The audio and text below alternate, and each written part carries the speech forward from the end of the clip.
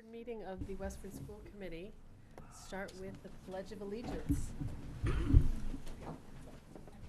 Allegiance to the flag of the United States of America and to the republic for which it stands, one nation, under God, indivisible, with liberty and justice for all. So we're going to do a little reshuffle of the agenda, not really by much.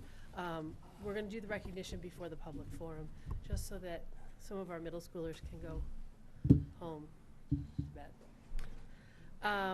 Do you want to? Sure, yes. We are blessed to have Joy Tsao here. She is a 7th grader at Stony Brook and had qualified to represent the United States on this year's World Cadet Chess U12 Championship. Very impressive. This intensive World Chess event that included top players from 86 countries was held in Spain last month. Joy won 6 of her 11 matches, and one of her victories was over France's #1 player. Wow. She is ranked 38th in the world in her age group, and we're very proud to call her a Westford Public School student. On behalf of the district, we would like to present you, Joy, with an Outstanding Accomplishment Certificate. I also have a wonderful photo here that I'd like to hand out to the school committee, and it's Joy in Spain with the United States flag draped around her shoulders. So I'll pass that out and then ask you to come on up. Joy, Avery. So, Yeah, hold on, just you want to go around, or? And then we're going to open it up, because I know we all have a couple of questions for Joy. Of the school district, congratulations. Thank you. Thank you very much. So we have a couple of questions for you, if that's okay. And I wanted to see, I heard about the jacket, and Oh, yeah. did you wear it all today? Yeah. So you have your World Chess The U.S. Chess Federation. Federation. Mhm. Excellent. All right, so you had a question for Joy? Joy is my next door neighbor. So she and my daughter are now only 2 months apart from each other. So when all the kids, they cannot actually even sit for 5 minutes, Joy can actually sit down and then strategize in front of a board game. So that's very impressive. It's years of hard work. Yeah. So congratulations, Joy. Thank you. And not to mention that every kid was sacrifice done by the parent. So Joy's dad. Congratulations. Yes. So much. Joy, how did you get into chess? Around age 6, my dad introduced chess to me, and I thought it was pretty interesting, and I took some lessons. And then around age 8, I joined a chess club, and I started playing in tournaments. And is this this is the sort of the biggest tournament you've been to so far? Yes. Does anybody else have questions? If a kiddo in our school system were interested in starting to play chess, what would you recommend for them? I would think about like doing some tactics, getting a coach and joining some group lessons if they want to get further into the game. And if they go further into their interests and they find chess more interesting, they can join a club and start playing tournaments. Excellent, thank you. Do you play in the Stony Brook Club? That's No. too easy for me. Yeah. I was just going to say, it's too easy for you, No huh? fun for anybody if that happens. Joy, what do you want to be when you grow up? Do you know yet? I'm not so sure. I'm thinking about being a lawyer, but I'm not sure. Good for you. Smart girl. Have you played in any other countries or tournaments that were outside of the U.S., or was this the first time playing in a tournament outside of the U.S.? This is the first time. That's exciting. Yeah. And tell me about this France person that you beat. Okay. Can you pronounce her name? I think it was Juliette Cornelou. Oh. Very good. Yeah. I thought she would play the French opening, but she didn't. Wait, a French opening? Yeah. The chess game is split into 3 parts: the opening, the middle game, and the end game. Okay. And the French. Absolutely. Sure. There are French openings. Oh, Spanish here openings. we go. Joy in playing. Go ahead with the French opening. I don't know. It just sounded like it would make sense because she's from France. And But she didn't. yeah. The game was pretty interesting. For most of the game, I think she had an advantage, but I think later on in the game dragged on for about 5 hours. Wait, you played one game for 5 hours? 5 Oh my hours. Is that a typical chess game? Yeah, for these time controls, big tournaments. Big tournaments, 5 hours. Is that the longest one you played? I think I played a 5.5 hour game as well in this tournament. Are there any breaks? Yeah. Oh, not in between, in the middle of the game, but I mean, you can walk around, drink water, take a bathroom break. But Okay. your time is going to be running the whole time, so Oh, I see. So you'll lose your time if you Oh. took a break and left the table. yeah. Okay. Can you actually take a phone and then run AI? No. Yeah. That would, Because the AI chess can beat any Called human, Deep Blue even on Sea. your phone. that's I against the I guess rules. that would be yeah. illegal. In the room while you guys are playing. Yeah. And Because, yeah. 5 hours? Phone a friend, Deep Blue. Yeah. Well, we are very proud of you. The Congratulations. school committee is proud of you, your teachers, Dr. Chu is here supporting you, your friends, and your dad. So thank you very much for sharing and for coming tonight. Very And let us exciting. know when you're going to go to the next one. I know that the class got to watch one of them online. Yeah. They put it up for the day. Mhm. All 4 hours. Mr. Barnes had it up, I know. 4 hours. Wow. Yeah. Wow. Wow. How many kids put to sleep during that game? They were all working. They were doing other things. But it was funny because they would get excited. They'd come and watch something, and then all of a sudden, like, they'd look at the time and they'd think that it was just about to end, and then someone would make a move and they'd get more time on the clock, and then all the students would be like, oh, wait, there's more time here. It's pretty fun. I'm Yeah. sure the players feel the same way, I right? think I'll join. Wow. Right. Well, congratulations, Joy. Thank you.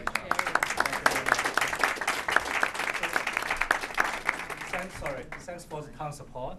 And one good news for Westford. So Massachusetts Chess Association, and also one very famous TD tournament director. So they are going to actually host a bunch of chess tournaments at the Westford Regency. Oh, wow. Yes, all this actually will start in the beginning of the new year. Great. So that will be actually good news to the entire town. Yes, Absolutely. terrific. Thank Yes, you. so- Let us know when that starts. Yeah, so I I wanna think go. the first one will start at the beginning of the January. Okay. Okay. Excellent. So this will include the scholastic one and also the prize one. So I And think Joy will be competing? she definitely would actually join. All So right. that'll be actually great news for Westford. Absolutely. Yes, thank you. Thank you. Sounds like so much fun. All right, now we're going to switch to public forum. If people have, you can leave that. Thank you. Do people have anything they want to discuss that's not on the agenda? No? Okay, so we will move on. We have our updates, and then maybe we can figure out, I know some of you are here for start times. You guys are here for back row start times or a different topic? The gowns. The gowns, okay. All right, any other topics? Because we can try to move things around a little bit to let people get out. So they're all here for gowns? I know Row that as well? some some gowns, some start times. And Ingrid's just here, because she likes it. All right, so you want to start with the superintendent update, and then we'll switch things? Sure, yes. This coming Thursday is an early release day. We have professional development for students, so the teachers do not go home early on those days. At Westford Academy, we are continuing to work on NEASC. Last month, we had a NEASC visit, which we reported out, and they provided us with 4 priority areas. So Principal Antonelli will be working with his staff to address some of these areas, starting with our continuation to document the curriculum as we've added courses or have adjusted some courses or brought in some new standards. We have to make sure that those remain most up to date. So that will be what the 2 hours at Westford Academy will be designated to. At the middle school level, the two principals do a tremendous job working together and continuing our journey on challenge success. We have the departments now sort of broken out and addressing some department needs in regards to challenge success, because priorities for the math department may vary, you know, as compared to art department or the science department. So we have our curriculum coordinators at the 6 through 12 level working with the departments, the joint departments, both Blanchard and Stony, during that time. So it's very exciting, because at one point it was, you know, at a macro level and then at a school level, and now we're at the point where the principals, there's not much more as a whole school that can be presented that's new information. So now it's rolling up their sleeves to dive in as departments. And then lastly, the elementary staff will be participating at their building level, and even though it's at the different buildings, they're all doing the same thing. And the focus is on MTSS, which stands for Multi-Tiered System of Support. And it's a way to look at all of the resources we have for our Tier 1 or Tier 2 supports, and then shifting also to define what Tier 3 is. So Tier 1 are the accommodations and the adaptations made in the general ed classroom, what the teacher typically does day to day. For students who struggle there, if they meet a certain criteria, they would shift to Tier 2 supports, which may or may not involve reading interventionists or math interventionists. And then we also have Tier 3, which are a little bit more intensive, still prior to students struggling to the point where they're not making effective progress and may be referred to special education testing. So we just want to provide some consistency throughout all of the elementary schools to make sure that we're leveraging our resources appropriately and in a way that the definitions of what shifts from Tier 1 to Tier 2 and Tier 2 to Tier 3 are consistent, because there's some variations right now that we've uncovered, and we just want to make sure that district-wide we're looking at the same information. So we're always excited about professional development days. We also have Sharon Cannelli, principal of Crisafulli, who had reported that Detective Pavao and Detective Nicoletti will be presenting to students on Thursday on the topic of internet safety. And they'll be presenting to parents on January 10th at 6 o'clock. So we never can start too young with making sure that we expose students to some of the safe and unsafe behaviors when it comes to the internet. Obviously, it will be developmentally appropriate for that age level, but I commend Mrs. Cannelli for taking that initiative and reaching out to our resources.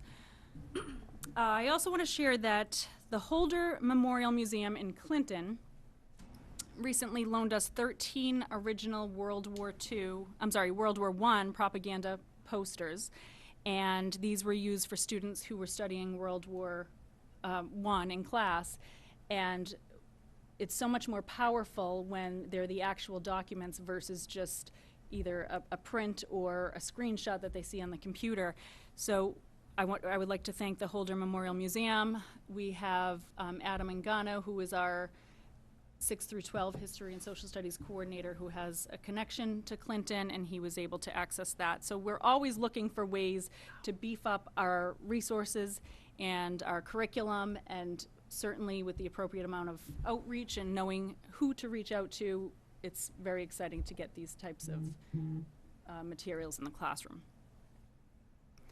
Lastly, each year we look forward to the art calendar contest at Westford Academy. This is when talented students submit some sort of drawing to enter, and the staff then look at all of the entries and they vote.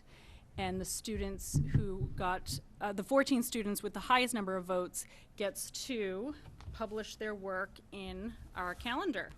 So this is this 2019 calendar. The 2 students who garner the most votes get to have their drawings on the front and back covers, and then we've got the 12 months as well. So you, school committee members, will get a copy of this also. We have the ceremony for these students on December 12th at 9 o'clock in the Westford Academy Library, and school committee members are welcome to attend that if they wish. And at that point, you could take a copy, or if not, we would have that ready for you, either mailed or at the next meeting. The selectmen will be getting a copy, as they always do, along with the WA trustees as well. So that's all I have. Thank you. Okay. School committee update. Any new meetings attended? Yeah. Go ahead. Two updates from the Special Education Parent Advisory Council. Friday night, we had a great group of families and kiddos here in the large conference room, in the large multipurpose room, and we were creating ornaments for our entry into the Festival of Trees this year. What we were making were called heart maps, where we had hearts that were cut out, and the kids put in the center of the heart what was most important to them, and then all around the edge the other things that were in their hearts. So if there are still people who would like to contribute heart maps to our tree, you can find the directions to do so in our Facebook CPAC Parent Forum. And you have until when I get up Wednesday morning, because the tree's going up Wednesday afternoon. So there's still time to contribute to that, and the opening ceremony is next Friday. We also have a parent event this Wednesday. That's December 5th at 7 p.m. at Tavern in the Square in Littleton. We have a parent meet and greet, gather, have some great food. I recommend the fried pickle chips. They're excellent. So again, that's Wednesday, December 5th at 7 p.m. at Tavern in the Square in Littleton. And then finally, the Diversity and Inclusion Subcommittee that I am on. We have been meeting once a month, and then within that group we have working groups that are working on individual projects. And there's a working group working on a professional development coming in January. It's the Anti-Defamation League's A World of Difference training. And that's our January all-day professional development day. The working group that I'm working with is the Parent and Faith Leader Focus Group working group. So what we did was a few months ago, we had a survey that had gone out, and it asked for parents who were willing to be a part of our focus groups, and we had 16 parents respond. So we've started meeting with those parents. We had one meeting last week. We have another meeting coming up this week. And then myself and the two faculty members that I'm working with, it was a listening session. What we wanted to hear was what brought them to the table, what diversity and inclusion issues do they think we face, what do they think they can bring to making us a more diverse and inclusive district. So between the two forums, we're going to gather our notes and bring them back to the Diversity and Inclusion Committee and figure out what our next steps are. That's it. Do you have anything? I'm not going to steal Stephen's thunder, so. All right. Steven's got thunder. Steven's got thunder tonight. I'll just say it was fun. Okay. Blanchard Middle School, Shrek Junior, Shrek the Musical, Shrek. Come see it this weekend. Friday night, 7 o'clock, Saturday, 2 p.m. and 7 p.m. The kids have put a lot of work into this.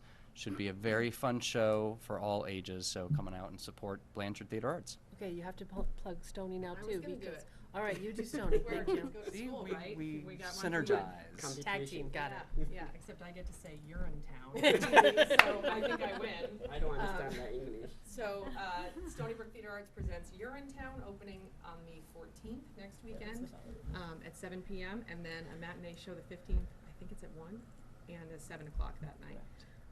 So come and see that as well.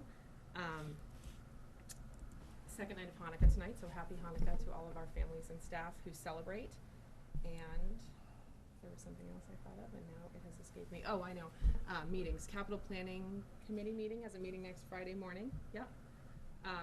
To further discuss all of the various departments and their capital requests. And looking at Mark, yeah, shake your head, yes, that's correct. Any changes from our initial? Any changes from the initial, but there are several projects that the Capital Committee will move forward in recommending for the schools, and they're wonderful meetings to come get a broad picture of where capital goes in this town. So if you're interested in that, 8:30 in Town Hall next Friday morning, 14th. Okay, thunder. All right, so I'll start with that. I guess the Holiday Bazaar was this past Saturday. That was a big success. We had a fantastic turnout. Speaking from a student council standpoint, a lot of work went in starting on Friday all the way till 9:30, and then back another early start, back at school at 5 o'clock, and then there until around 6:30 again. So, but it was a fantastic turnout. The event went very smoothly. Olivia Lohmeyer was the one running it, so props to her this year. Turnout estimates are around 2,000 people moving through the school that day, so that's pretty good, I would say. And I think that everyone who went can see they had a good time there. Good food, also. I have one question. Yeah. Do you know what the parking spot actually ended up going for at the raffle? Yes, the last I heard was $1,200. All right, that's what it went for last year, so that's what they were aiming for. I know it was $750 when I was there, so, just in Crazy. case people wonder. And I have a question. How many vendors, do you know how many vendors offhand were there? About 180, 190 vendors, including clubs. Who handles that? Who handles vendor relationships and That's all, coordination? that would all be Liv, and Wow. she has a junior, Raghav Kari, who helps her out every year. The Ton of senior has a work. junior help them, and they really handle that on their own. They go out and get in touch with everyone, get the applications all sorted out. The work for the bazaar starts pretty much the day after the previous bazaar, so. Nice job. Congratulations. It was fantastic. Other things, the winter sports are underway at WA, so it's very exciting for a lot of students who are participating in that. And then another thing, some students are a little upset that about 150 parking spots tomorrow, we're told, are going to be for the WA Journal of History breakfast, and who is coming at about 7 to 7:30. And so we're told that overflow parking was going to be in the softball field, and some students with parking passes are not really pleased about that. But so that's pretty much all I have. Okay. Not sure how to top any of that, so we'll move on to start time. Okay. We'll jump right Sure. in. So we have a presentation for the start time. This is just a initial kind of putting it out there. No decisions are going to be made tonight. This is our first look at it, so we can start to figure out if this is something we can put into practice. Yes, thank you. Thanks, Nina. Last spring, the school committee had charged the superintendent with taking a look at later start times, particularly in the interest of the high school students.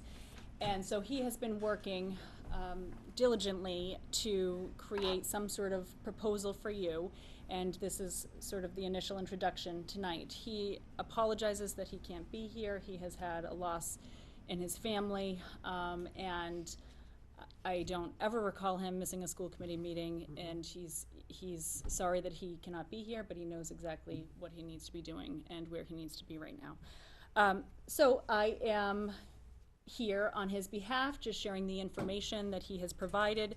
There's a vast amount of research regarding sleep and sleep patterns, particularly at the high school and teenage level.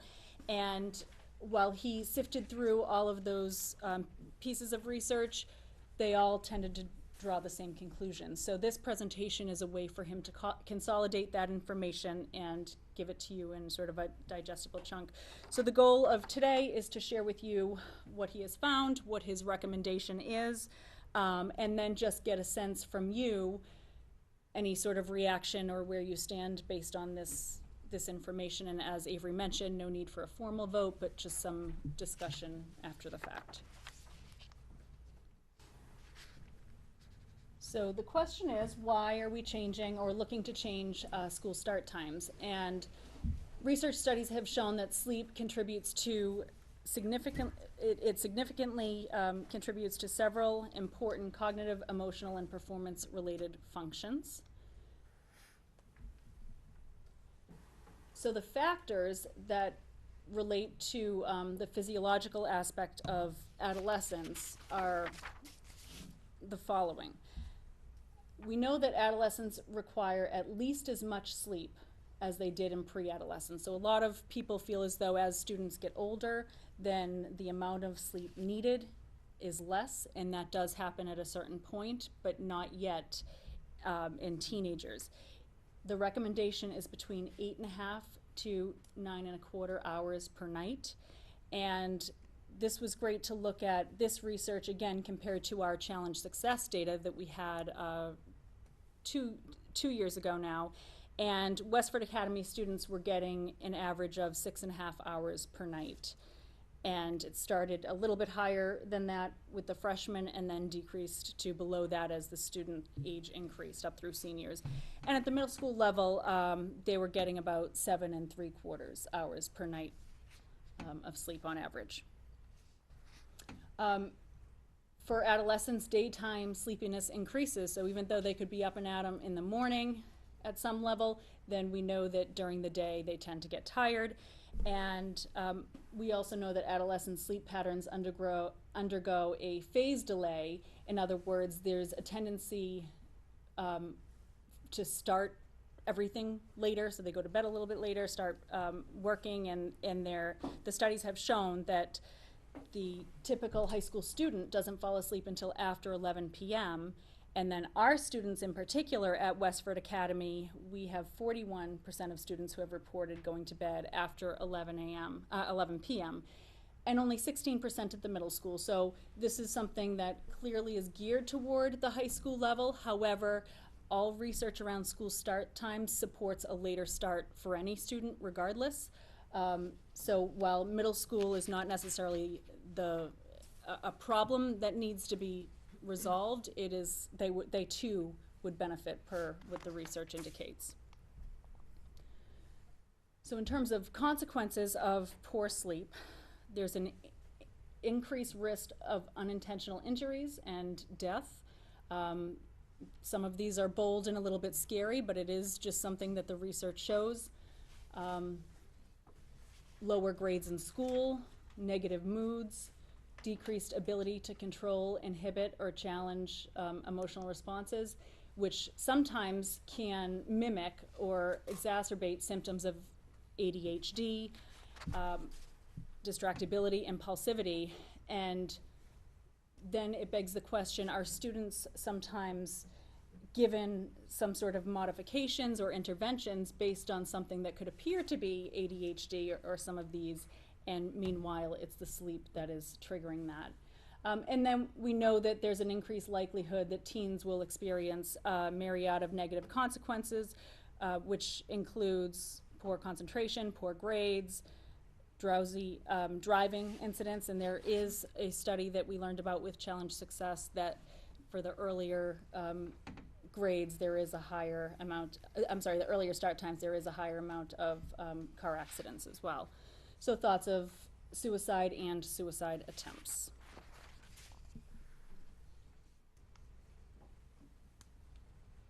So here are our starting times and ending times currently. Our high school and middle schools start and end at the same time, 7:35 to 1:55. Grades 3 to 5 starts at 8:25 and goes until 2:30. Preschool through grade 2 goes from 9:05 to 3:10. So as you can see, this is a 3-tiered busing system because there are 3 different start and end times. And what the superintendent is recommending to you is cutting out one of the tiers and going to a 2-tiered bus route and starting times.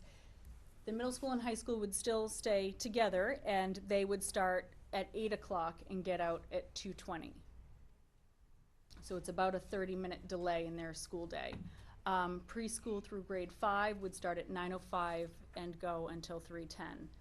There were some questions about having the younger grades start earlier and then get out earlier, and that was explored a little bit, and the superintendent feels as though having students that young out at the bus stops when it's still dark is a safety concern and would not recommend that. And then also there's a concern about the child care after school, and in many cases or most cases it's easier to have a parent sort of start a little bit later and get the elementary student off to school as opposed to the end of the day where they'd have to get out of work early and be home for the students prior to 2 o'clock. So weighing those options, his recommendation would be to delay all start times. The pre-K to grade 5 would be the same as the current K to 2 model. So we do have that time already in existence in the school system, and it really hasn't posed many problems at all. So it would just be getting that 3 through 5 level on the same schedule of the K to 2 level that already exists.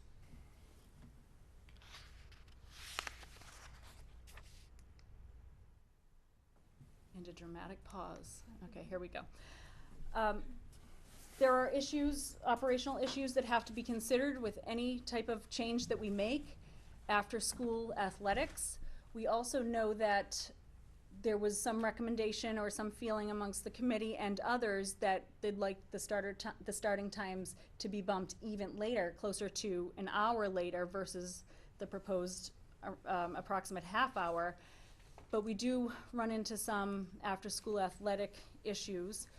We have, Weston is in the Dual County League, and we play Weston. And what we found from them is that whenever there are away games, they dismiss the athletes early. And that's something that the superintendent didn't feel comfortable getting into. So we feel as though the times that are proposed here would allow still for us to have the athletics after school. Yes, it would all be bumped, but it wouldn't require dismissal every time that there's an away game. As I mentioned, young children at morning bus stops in darkened conditions, especially in the wintertime, is a major concern. We would have to consider the transportation schedule. Older siblings babysitting younger siblings after school, I mentioned that as well. And then the economics of the change in hours.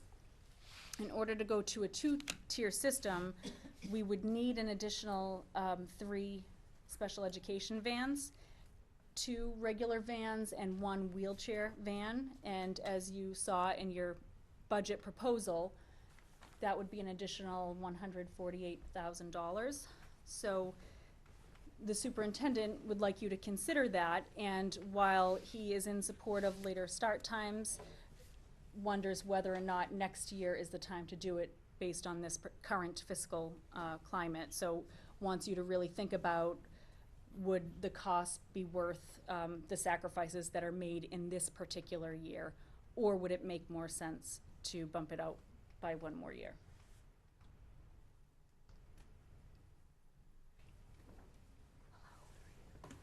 So that concludes just the overview he wanted me to share with you. We would love to hear feedback or questions that you have, and I will be sure to report back to him. Mark, could you reach behind you and flip that switch? It's almost there. Thank you. Okay, so comments, questions? Go ahead, if you have. So, we did charge Bill with taking this on as a goal. I feel like it's a really important and timely topic. Some of the things that I think are missing from this presentation is sort of a bigger picture to present the community with, the understanding of maybe what some nearby districts are doing in terms of having changed already, in terms of what their start times are when they get out. I had seen on social media that somebody said, oh, Burlington changed, and you know, what do you think about how that's done? Well, the reality is that Arlington, Burlington, Melrose, Stoneham, Wakefield, Watertown, Winchester, Acton, Boxborough, Bedford, Boston Latin, Concord, Carlisle, Weston, to name a few, have all made this shift. So it's not like we're on the, you know, beginning of this journey. We're sort of falling like dominoes, and I think it's time to fall. So I think it's a very important change. I do have questions in terms of, I understand there's a cost associated, we had discussed that at the time, of course, of going to 2-tier busing. A couple of things with that, given that the bus contract is going out to bid, I think that the busing and the start times sort of go hand in hand and mesh in a lot of ways that I feel like we need to find out more about. One thing that I wonder about is what the later start time would do to ridership overall. I know at the middle and high school level, and I am guilty as one of these parents, I drive my daughter to school to gain sleep. I don't buy a bus pass. If she took the bus, we would be within the paying distance. I know there's a lot of families like that. I know there's a lot of families that buy the bus pass and then choose not, you know, they don't ride every day or whatever. So I know we have a lot of issues with traffic at WA. I've heard about crowded buses, routes that are overcrowded, things like that. So I wonder how a lot of that would be affected. And I think that that's almost worth reaching out to the community to find out if this change were to shift, would you go from being a non-rider to a rider? And sort of gather that information, because that has a financial impact in terms of 7th grade not being charged for bus passes regardless. And I think that's really important information for us to have before figuring out the feasibility of this in the coming year. Right. Yeah, there's, and it's important to keep in mind that the fees for the bus passes do not cover the entire cost of transporting students. And you bring up great points. I do think that if you wanted to pursue this, the next step would be reaching out to parents just to get a feel, another survey, to get a feel for what the level of interest would be, what the feedback would be. While the calendar survey did not address this specifically, in a lot of the comment section, many people put down, please, you know, think about a later start time, even though it was fairly unrelated to the questions that were there. So they took that opportunity. So I do think hearing the voice of the parents and the families would be very helpful so that we have some quantifiable data. All of that said, I do know that the superintendent is in support of this. It's just when we're looking at making cuts, and we meet very frequently to talk about what are the potential reductions if the committee charges us with those, and I think it would be something that would really have to be looked at closely by all of you as to whether or not we want to cut even more deeply in order to fund something new when things have been going okay, you know, up until this point. So your points are well taken, though there is support on the part of the superintendent. So one more thing, and sort of off topic of the whether or not this is financially feasible, but the logistics of it, just in looking at the times, currently we have about a 40-minute time for bus runs in between our start times. And his proposal has a 50-minute jump, and I know that the difficulty is that we sort of have to back it out from the release times because the high school and middle school days are longer than the elementary school day, which makes it difficult. And comes into play when we think about, which you alluded to, that Superintendent Olson had looked at the possibility of flipping. So I guess my question is, you know, 10 minutes when you're talking about sleep or start times or sitting on a bus is a lot of time. So why the jump from 40 to 50 minutes? So if we still did it within those 40-minute differentials, you know, we're either talking about going 8:10 to 2:30 instead of the 8 to 2:20, which still gives us 40 minutes in between those times. So we gain that extra 10 minutes. Or going the other way for elementary and making it 8:55 to 3, which might be more palatable. I know that when Alicia and I had the opportunity to sit at a couple of the restructuring discussions amongst the K-5 principals, it was sort of resounding amongst staff and principals that they felt like our kids are toast at 3 o'clock. You know, a 7 and 8-year-old, they've been up for 2 hours before they go to school. So they get to that 3 o'clock, and that's hard. So that's where that discussion of flipping has come in the past with various districts and looking at all of this. And yeah, what we learned from discussions with other districts who have done this is that just once you get into that 8 o'clock range, then the traffic is much worse in many cases. So getting across town is different at 8 o'clock or by 8 o'clock than it is to get there by 7:30. So adding some buffer in there for the additional traffic that we sort of beat at the 6 through 12 level right now. Okay. So that was the justification to give a 10-minute buffer. Okay. My only question about that, and this is more of a bus question, but I know it's a thorn in the side of many parents, is that for those extra 10 minutes, they sit on the buses at their schools waiting to get off. And I know that parents would say, pick them up 10 minutes later. I don't want them to sit on the bus at school waiting to get off. So I think that that's going to be a tough sell I think those things need to be evaluated and tweaked, and given that we are going out to bid with the bus contract, Yeah. whether it ends up being D-bus or not, those are conversations that need to be had, because they are things that need to be addressed before we commit to this again and give them an extra 10 minutes. I worry that giving them that extra 10 minutes, if we say that it's for traffic, which might be the case, but just sort of increases the possibility that, oh, I finished my run and now I'm gonna go start picking kids up earlier and make sure we're all there, and then we sit in the parking lot Right. with those younger students, and no good comes of that, and parents are getting frustrated that the buses are coming earlier than they're supposed to, and Mm-hmm. so I think that that's important. But that sort of is escapes the actual meat of the start time change, which I think is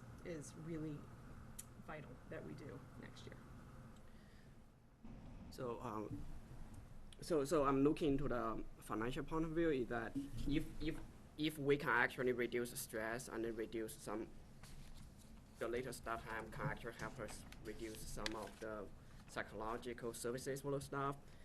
And then also is that we're talking about like tough budget year, and there is no indication what's going to happen next year for the budget, right? You never know. And then the economy is doing good right now, and then it has been doing good for the last 10 years. And there is no guarantee the economy can stay the same. So really is that I agree with Megan, is that I think that if we really actually looking at this into reduce student stress and then increase student health, and then really this is long overdue, given all the communities are doing this around the neighboring towns. Obviously, the financial impact, we need to look into that, but we need to actually figure out in the next couple of months. Yeah. School committee, I'm gonna ask if you have something different to add, that would be great, but I also wanna give, I know we have parents and community members here that wanna share as well. Just gonna jump in.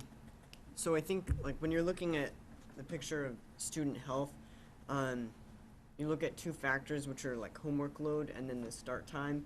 And when you have a lot of work and then you have an early start time, you're kind of burning the candle from both ends.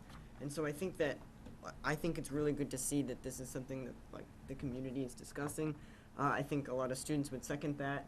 I know because people have been talking about this, hearing that it's in discussion. With a later start time, it's more, I think, about an opportunity than that it's a guarantee that students are going to be immediately benefited, because again, like, it's important to look at that first factor, which is the workload, is that some students are just going to push their workload off another few minutes, or maybe that's going to be the result of the time that they're let out later. Some students are just going to, push their schedule back accordingly and maybe not take advantage of it, but I think, and that's a valid concern, and I think that that's very likely to happen if this was implemented, but it's important to look at it as an opportunity for students to kind of move into or adapt to a lifestyle that's going to be healthier for them. So that's just my thoughts on it from what I've heard people say about it so far. Okay. So I think for me, the one critical question is, what would we have to give up for that 148,000? And I think, without knowing that, it really makes it hard for us to, we all agree that this is something that we'd like to do, but without having tangible knowledge to what we have to give up, Yeah, you'd be making the decision blindly. it really doesn't Yes, lend and itself to even a thumbs up, thumbs down. I mean, to me, thumbs up on the whole program, but without the funding behind it, Yep. it's Right. really becomes tough. Experience, right. So Megan is absolutely correct in that this is all going to link back to, and Arthur and everyone else, it's all going to link back to our bus contract that comes up this year and the budget. And something that I had asked at the end of last year, and I think I would like to see as we go forward with this, is a lot of the districts who have made the jump were able to do so because they own their own fleets. and that is a completely different financial structure. So as we go forward talking about this and about the budget, could we please see numbers on, I know Acton Boxborough has their own, and that's one of the reasons why they were able to do so, what it would look like, and it's not just a start time question, it's also a busing contract question, what it would look like if Westford owned and maintained their own fleet, and what that cost output would be, because that is substantial and has played a role in the way some other districts have flipped their start times. And the superintendent had looked into that previously, I don't know how long ago, Kathy. That is something we would not be able to have for you in advance of when you need to make this type of decision, because that would be a major task that would take a lot of months of planning and researching. But I think it's food for thought in the future. There are a lot of unknowns that this happens to be happening at a time where the bus contract is up, so we will be working on that bid at the end of this month or very early next month, and we are just going to look at, for now, just making sure that any sort of changes, the per bus cost, if we were to have to increase based on all of this as we explore it further, would be the same, because you can't ask bus companies to bid on something that doesn't exist yet, but we could just put a little caveat that says that the per bus cost would be the same moving forward. So there's some level of moving forward. I think to that extent it just wouldn't be feasible before this. I echo a lot of the comments that have already been made in terms of the importance of making this change. Regarding the bus contract, one of my concerns with delaying this change from fall 19 to fall 20, since we are in the process of renegotiating that bus contract, I don't know if we miss this window and delay it till next year with, again, uncertain financials for next year as well. Do we miss our opportunity to make this change from a 3-tier to a 2-tier busing system? My other question would be with regard to childcare. I understand the flip does get complicated with the timing of picking up students, but I feel like districts who have made the flip have found that by having the younger students go earlier, that is more in line with their natural biorhythms and their natural clocks. And, you know, the little ones are up at the crack of dawn. And that we don't overlook the potential educational benefits that there could be for our younger students going at an earlier time. And also for working parents, right now, having a 9 to 3 time really does put our working parents in a bind to have before care and after care. That creates a lot of transitions for our youngest students. If we had an earlier start time for our younger students, those parents might be able to take students to school or put them on a bus to school. They would have school and then they'd have an aftercare, but it would be less transitions in their day. So we actually, I wonder, and I think maybe a survey could address this, is I wonder if maybe we would actually be helping working parents by moving the younger students earlier and our older students later, and actually doing the flip. And that buys us a little bit more time with the high schoolers to push their time even a bit later than what it currently is. The final thought would be in this, and again, this could be a survey issue or just a logistical issue we'd have to consider, since we are currently in a K2 3-5 world.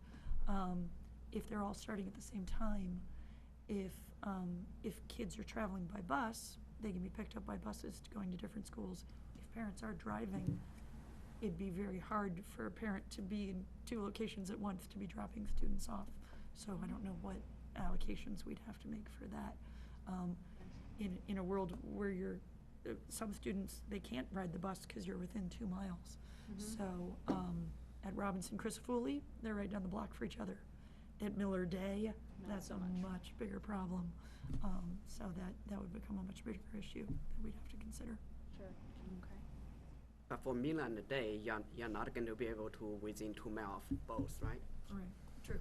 Yeah, we're gonna take Chris's comment, and then I really wanna let the parents, I wanna hear what they have to say, since we're floating around a lot of good ideas. So thank you. I guess the one thing I felt like what I was hoping to see was a little bit more trade-off on these different scenarios, and that's what I was. So it's easy to say, oh, we didn't look at, we're not presenting flipping because of dark bus stops. That's another trade-off that we would have to make, but it's one of many, and I think to have a full picture, I'd like to see 3 to 5, probably 3 or 4 scenarios of here are bus start times, here are bus routes, here are combining, and really what are the financial, safety, parent convenience, educational, health impacts of each of those, so we can have a little bigger picture. And I know that's a lot of work, and so that's the other thing that we've talked about is I think and maybe it's too late now, but it feels like this really needs a subcommittee. I mean, I just feel like this is multidisciplinary. Well, his task force, I believe. But I just don't know what, Right. yeah, I don't get a sense that this has been, 10, 15 people, like, pulling out all the stops to look at bus contracts and. Well, it's like the full day things like that. kindergarten, when we did it, we did a citizens Right. action committee, and we had to present multiple scenarios at multiple we had 0 cost impact, so we had to Right. really think So- outside the box. So maybe we have to think as a committee and working with you and Bill on, is it too late? How do we do that? What's the timeline? Because it does feel like time is speeding by us with contracts and Yeah. calendars and things like that. Yeah, I reached out to Concord Carlisle to see if they had their survey that they sent to parents, hoping that we could borrow some of that information to create our own. And instead of just getting a survey, which actually I have not seen yet, the high school principal there had put me in touch with the school committee chair and another school committee member who really took charge, and their later school start time that I believe took place 2 years ago, and they're having a very successful and positive experience. So Bill and I, depending on, the tone of the committee tonight, would plan to follow up and meet with them in person, and they would want to share everything that they did and, provide us with the experience, the obstacles that they had to overcome.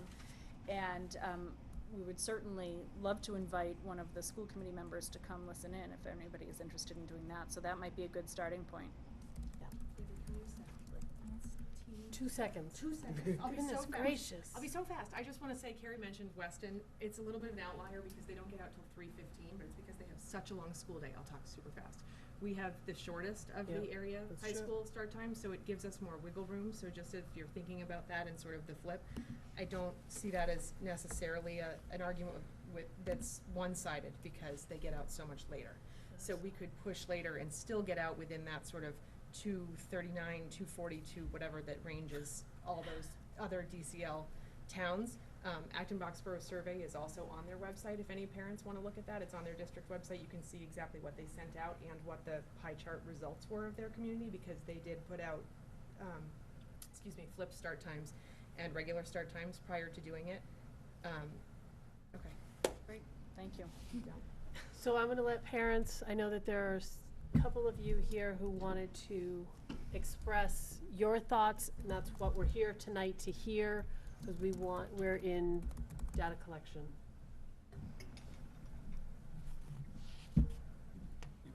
It's really not that bad to come to the microphone. Yes, you have to come to the microphone and tell us who you are, and then we can just chat. And I'll break the ice. There we go. Hi, I'm Judy Secondine, and I have a junior at Westford Academy, Okay. and I think a late start time is a great idea. I feel that there are a lot of issues that you need to work through, but I think it would be worth pursuing.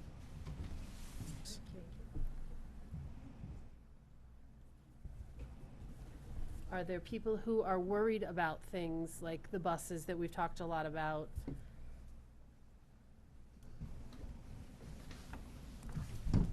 Hi, my name is Vaishali Hegde, and I have a middle schooler and another one going to be in middle school next year.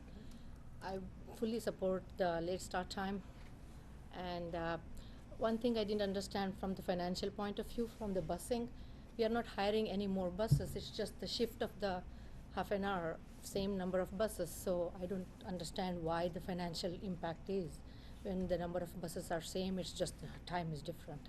Right, because we're going from a 3-tier system where this is specifically for the special education vans that we own, so this is separate from the D-bus contract that we have for our yellow school buses. When we go from 3 tiers down to 2, it means that we have to be in more places at the same time.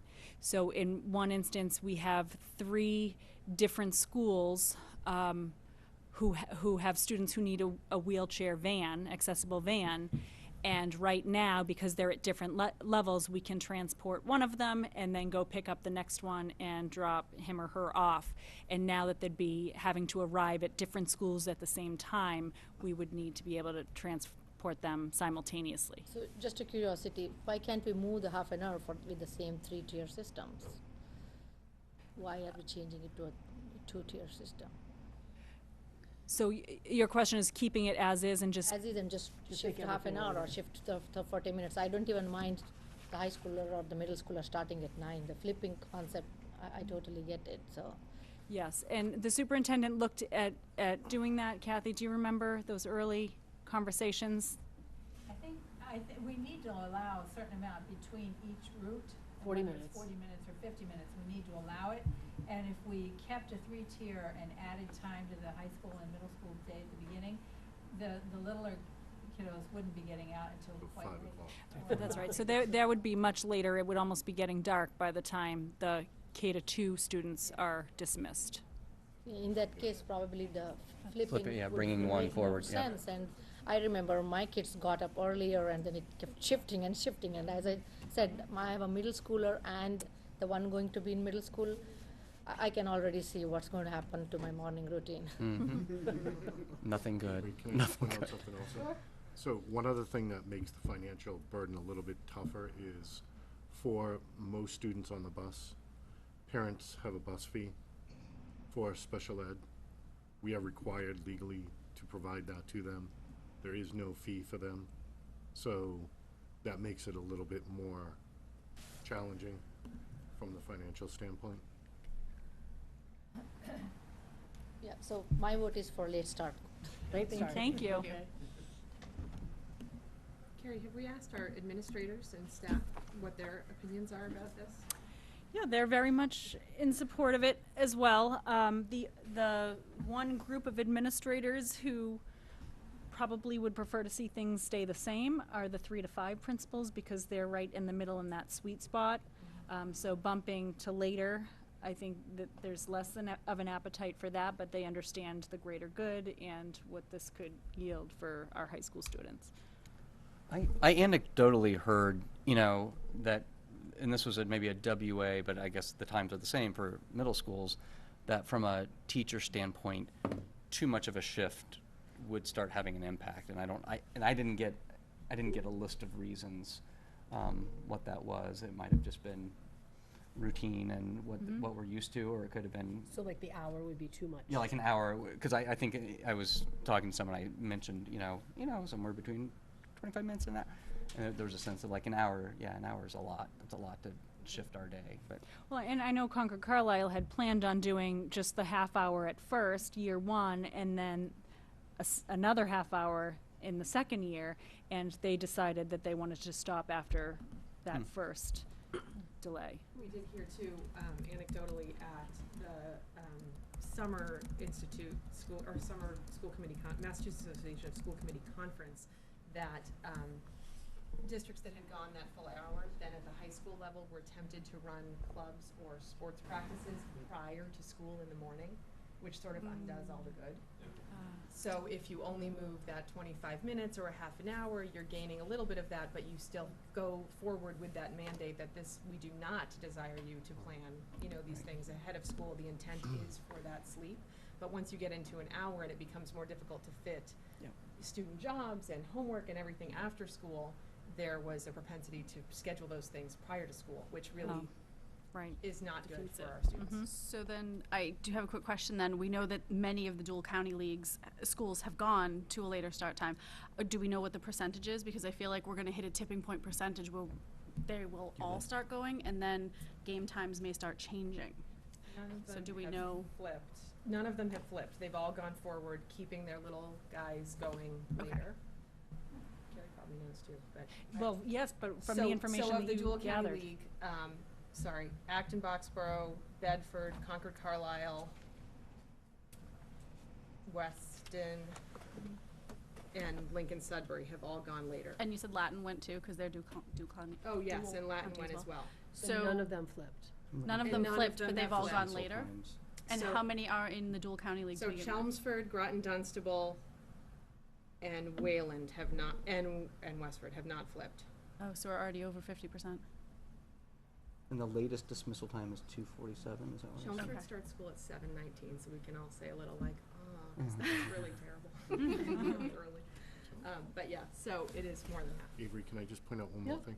So Megan, you bring up a good point. So no matter what we do, the policy subcommittee should start looking now at language to make sure that clubs are not being started during that time frame.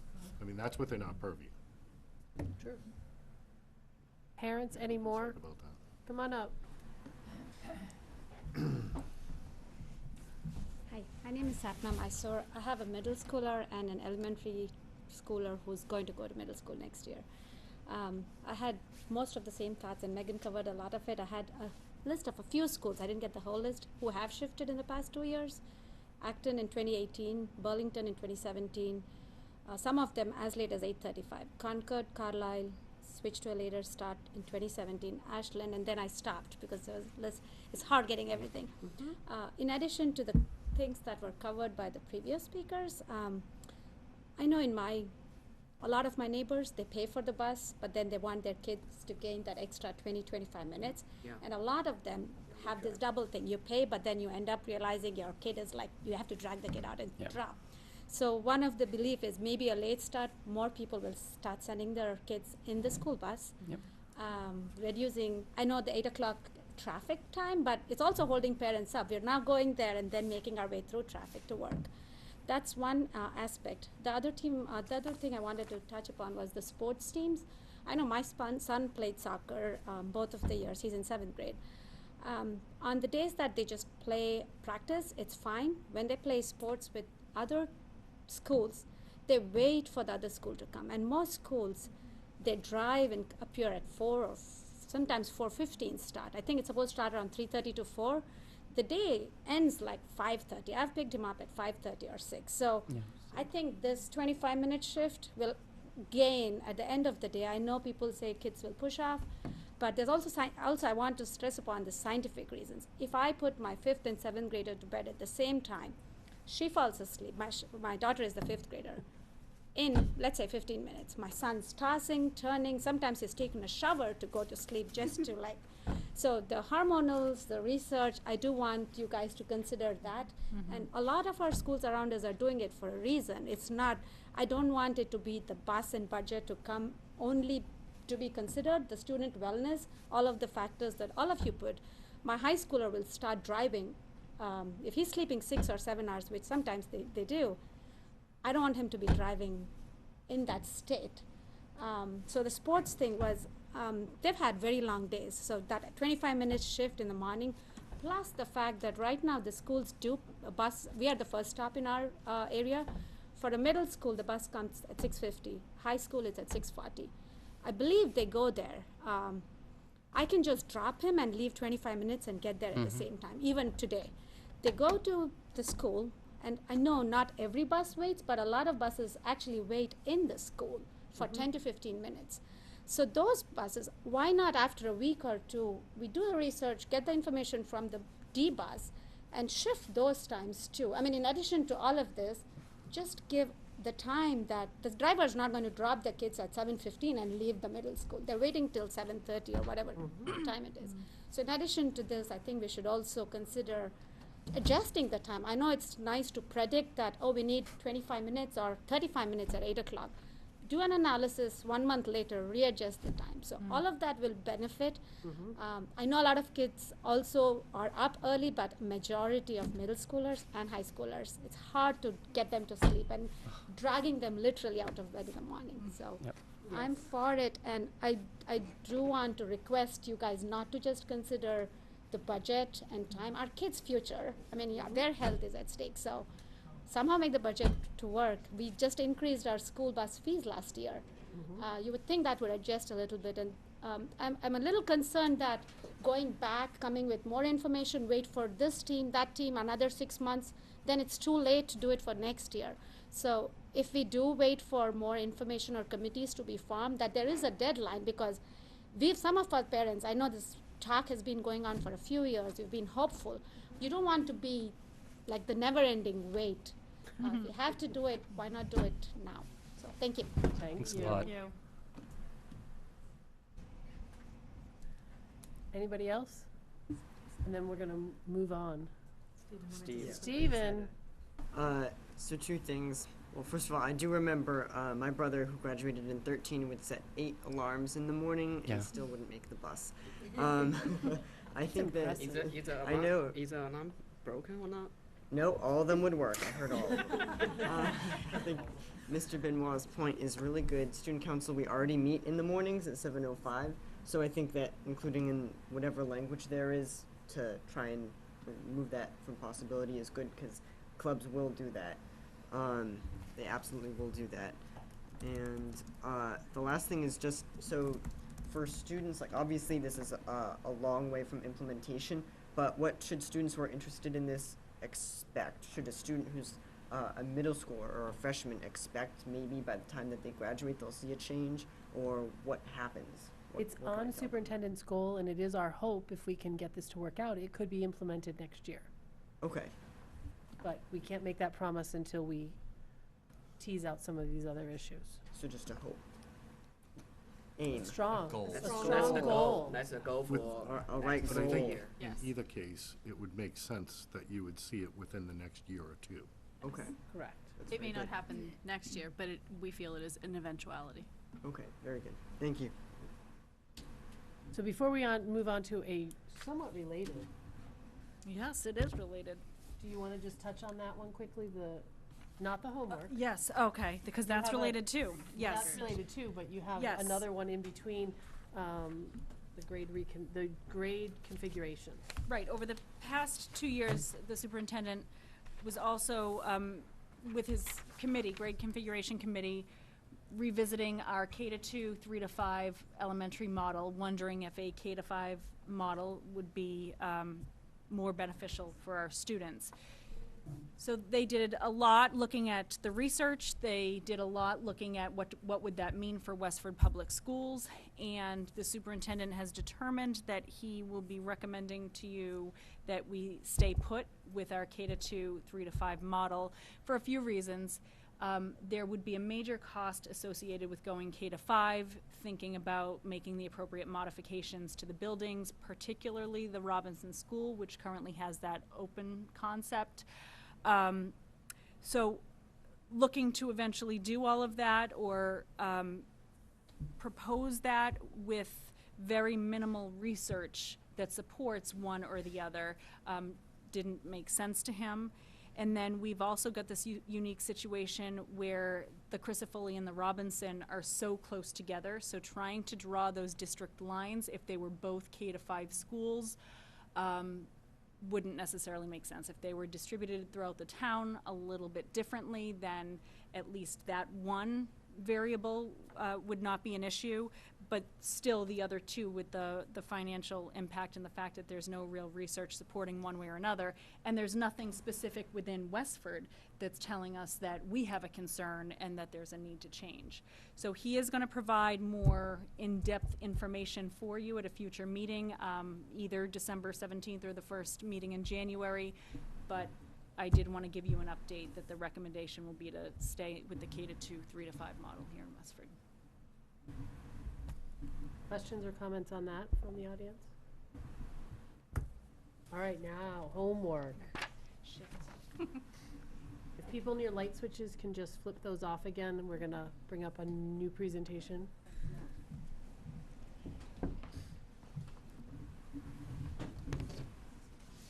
Okay, none of this information is going to be new to school committee. This is something that we worked on throughout the year, last year, and actually started working with the homework committee of 27 parents, administrators, and teachers and students, now 3 school years ago. But we did formally implement these changes this school year, so we wanted to come back to provide you with a refresher and sort of an update for you on where we are with homework. We did have the full October Professional Development Day devoted solely to this topic. We provided teachers with an adapted version of what you're going to see today. This is much more watered down for the audience, but it got a lot more in depth with the teachers on the October PD Day. And then we provided them time after this presentation to go back in their departments or their grade level teams to go through upcoming homework assignments, and I had a series of prompts to have them evaluate whether or not these homework assignments meet the new criteria. And if any time during that the answer was no, then I said throw it away, go back and find a different one. So the feedback from that day was very positive. However, I also had the December PD Day, which is on Thursday, pegged for a continuation of this, because anything we implement, I want to make sure that we have the appropriate time for teachers to digest, to work together, and we never want to be sort of a say and spray and then pray that it works. However, in the feedback, while they appreciated the October Day, they felt as though we absolutely positively don't need another PD Day to do this. We get it, we hear it. So I listened to that feedback, which is why this is not on the December PD schedule. So just a reminder, why are we changing? There is no conclusive research that correlates homework at all with student achievement. Research suggests that having more than an hour and a half at the middle school level or 2 hours at the high school level can actually start to do a disservice in terms of student achievement. And then our students here in Westford report those times on average per night, and again, that's per the challenge success data that we collected. So you can see grade 6 and 7 sort of fall within the recommended time, and then there's a spike in grade 8, and all of the high school level, at each grade level, they are higher than the recommended amount, with junior year sticking out quite a bit. So this is kind of the data that we use to help initiate this, and then we did get parent input, teacher input, and used this as the student input to merge that information to come up with the recommendations that we did. So more reasons why we were looking to change. 32% of Westford Academy students and 20% of our middle school students perceive many or all of their classes assign busy work for homework. We have 34% at the high school and 30% at the middle school perceive that none or only a few of their classes assign homework that helps them learn. 46% at the high school and 35% at the middle school report to have no engagement in school, and they just sort of do school, which means they work hard but they don't find it valuable or interesting. And you know, some teachers, the reality is they push back and say, well, sometimes the students don't know why this is good and will be a positive experience for them, and later on have the aha moment. And that's absolutely correct. However, when we talk about student perception, that influences student engagement. So if we can shift so that students are fully engaged and that they're enjoying their work, they're doing their work and able to do their work, and that they're finding value, then the students are engaged, and that we know student engagement directly can reduce academic distress, not academic stress, because it's not that we don't want students to ever feel pressure or even stress, but it's that toxic stress that we're looking to reduce. So again, we're not suggesting that students just do whatever they feel like necessarily, but we do want them to understand the why so that when they're applying themselves, there's a more positive context in their minds around the work. So last year, you as the school committee approved a new policy or created a new homework policy, and the superintendent created a regulation. So the policy is that, for the audience at home, that's the broad level what we need to do, and then the regulations are what the superintendent puts in place for the how we get there, and it's much more detail.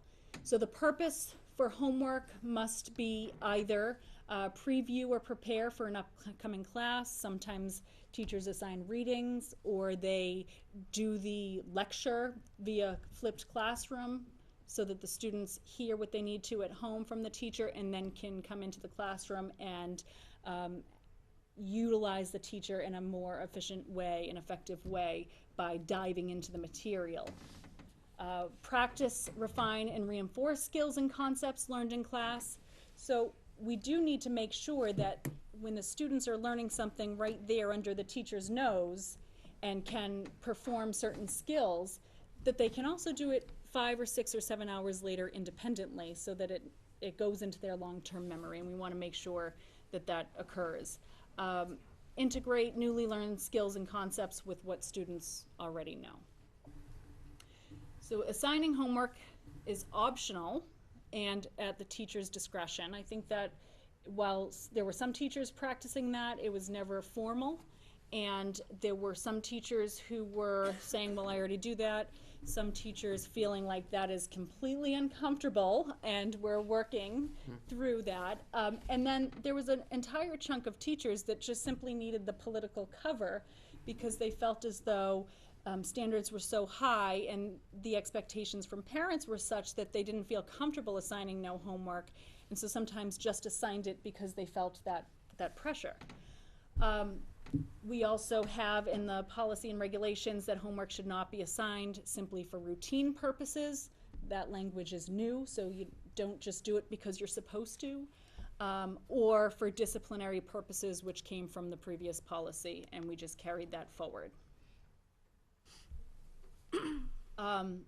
We talked about homework activities should be meaningful for students by having real-world connections when applicable. We encourage that as often as possible. Sometimes it's not possible, and that's okay, as long as the teachers kind of vet the assignments that they're assigning. They should contain problem-solving activities that challenge students to think critically, and they should be differentiated in accordance with students' needs, skill deficits, and strengths whenever necessary.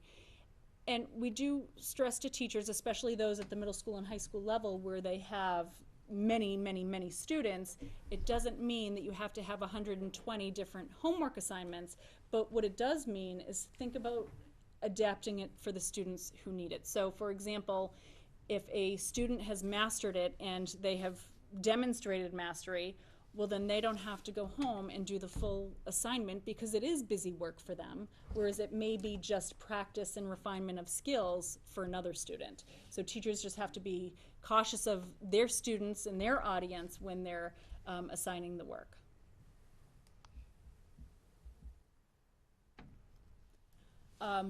When possible, we want homework activities to incorporate student choice when appropriate, because we know if students have ownership in any way, they tend to be more invested and therefore more engaged. They should provide challenge and extensions to further expand opportunities for learning, and whenever appropriate, create more project-based long-term assignments.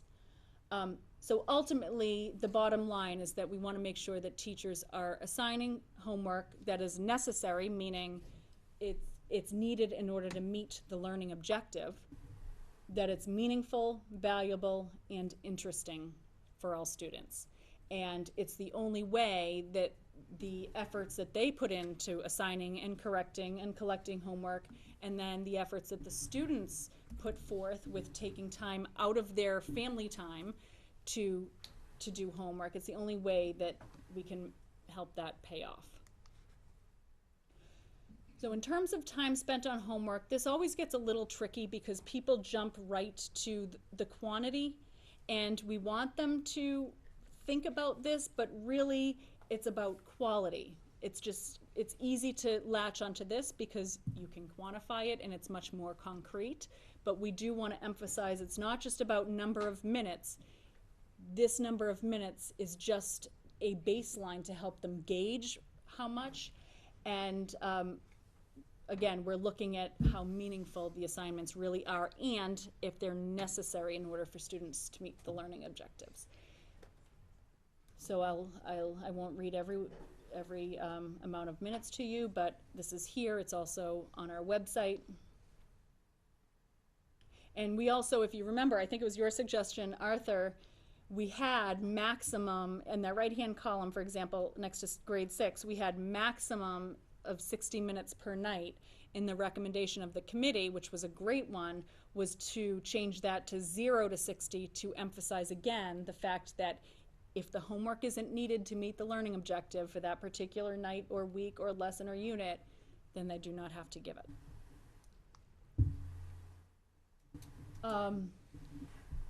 Assigning times to homework, we also just need to acknowledge a few things. Students work at varying paces, so the time just serves as a reference point, and then it can be adapted as needed.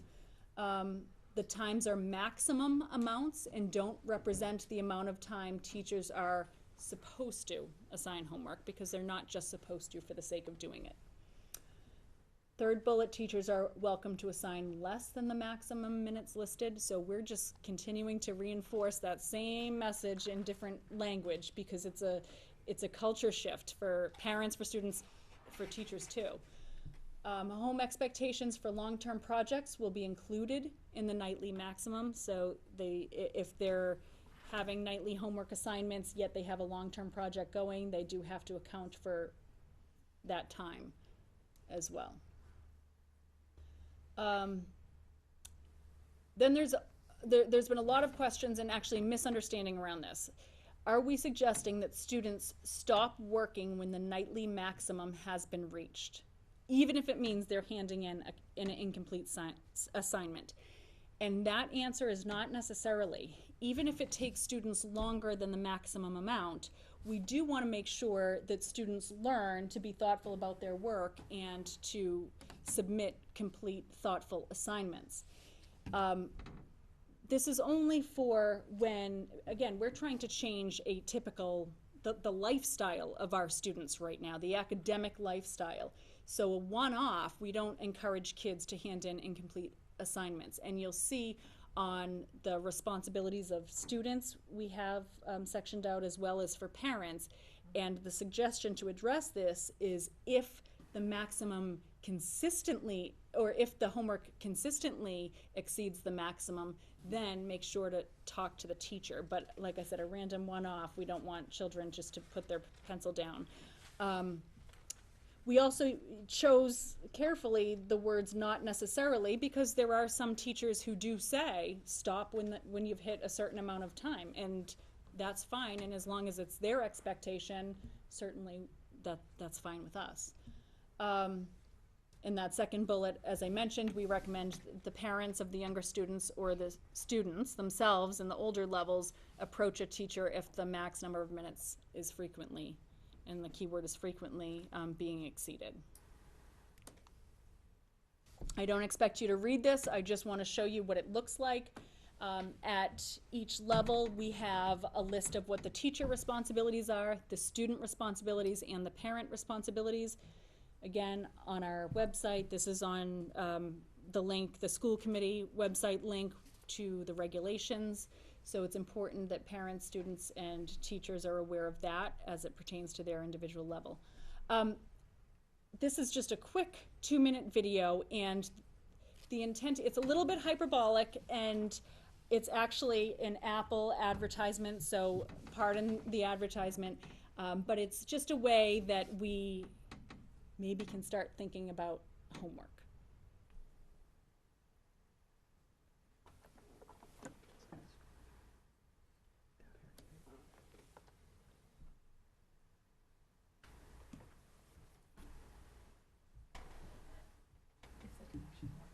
Buffering. Isn't this always the Buffering. way? Like in the 90s, trying to watch my video. That's okay, Kathy. All right. We can cut it. Nope. Okay. I'll send you the link. But there's a voiceover of students saying, oh, what a drag homework is, and their assignment was to study gravity. And so the voiceover is talking about how I hate homework, and homework, I wish it never existed. But meanwhile, the ways in which the students, oh, here we go. It's there. Here it is. Did you want any of it or no? Yes, it's quick. Middle, please, eyes up here. That's good. Eyes up here, we're not done. Group 3, let's have Ivy and Michael, Ryan, Sally, and Thomas. Thomas, your homework to explore gravity. Okay, don't forget, projects are due on Friday. Friday, please. Friday, and don't forget your homework. Homework. Oh, homework. I hate you. You stink. I wish I could wash you away in the sink. If only a hippo would smash you to bits. Homework. Oh, homework. You're giving me fits. I'd rather take baths with a man-eating shark, or wrestle a lion alone in the dark, eat spinach and liver, pet 10 porcupines, then tackle the homework my teacher assigns.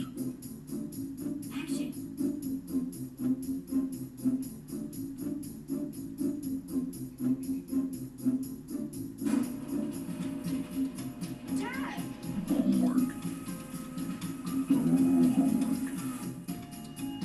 You were last on my list. I simply can't see why you even exist.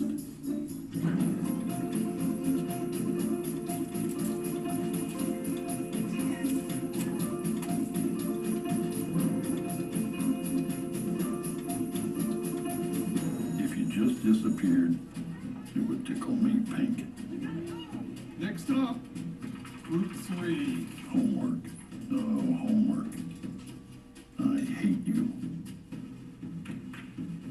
You stink. So, a little silly, but just to compare kind of, again, the voiceover is what typically is felt about homework, and then thinking about the opportunities that are out there, and could we be more creative? I'm certain that if students spent more than an hour and a half at the middle school level doing that type of homework, although I don't condone all of those behaviors, that it wouldn't do a disservice the way the research says. So if we can just try to think to make students more engaged, and again, when we talk about choice and ownership, some version of that we're hoping for. So, and then I'd just like to finish up, if you can just go back to presentation mode. Oh.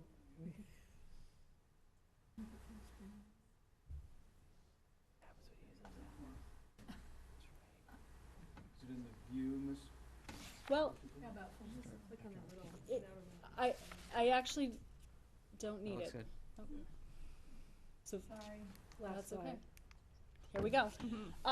And actually, this is something that was interesting because this particular slide was just on the presentation to Westford Academy staff for the October PD Day. And when I met with the middle school and the elementary schools and said, we'll take this one out, they said, actually, keep it in. Because I think Dr. Chu was the one who mentioned that, because students, teachers at those levels are always thinking, oh, we've got to prepare students, so this all sounds great, but we've got to prepare them for Westford Academy. And so Dr. Chu's suggestion was to keep this in there just to make the other levels feel, look, this is a K-12 initiative, and we're all in this together. So here are some quotes from random students about homework this year. There's not as much busy work assigned for homework. Teachers have talked about challenge success when they choose not to assign homework. One student said, I have less homework this year, and that happens to be from a junior. There's an increase in meaningfulness of the homework, and lastly, you get what you need, but it's not an overload. Those were not prompted. However, I have also, although I haven't heard any specific negative comments from students about homework, I have also heard from parents, from other people, that it depends on the teacher, and we all know when we're talking about making sure that the homework is meaningful and valuable, that feels and looks different from from person to person, teacher to teacher. So we have a lot of work to do still, but I am very impressed with the teachers, and I think that we're off to a very good start. So any questions? Lights, questions? Yep. One of the things we heard a lot about from our students last year, our student council, and Stephen last year, was scheduling of homework, when assignments were due and overlapping things and things overlapping with tests. And I have a middle schooler at Stony, and his team very much uses the classroom Google Calendar to make sure that things aren't overlapping. It was one of the things that was discussed last year at Westford Academy, and I'm wondering if, Stephen, you can speak to, do you feel like it's getting better, that the scheduling, the overlapping is improving as we move forward with this? I think that mindfulness towards overlap has increased. Obviously, it depends teacher to teacher and across departments a lot. There's a lot of variability there still, because teachers just teach with different styles and considerations. But I think that awareness of that has increased, I'd say, across the board. To make a general statement, I've seen, well, for the first time this year, classrooms where we have a conflict calendar, and anyone who has like a big test that they know several students in that class have on, you know, XYZ date, they put it on there, and so that way the teacher knows not to assign any big assignments that day, and it helps spread things out. Things like a conflict calendar are huge helps that aren't really something that were a thing before, and so I'm really a big fan of those. Obviously, there's still always conflicts in certain areas that are just unavoidable, but I do think that it's an improvement.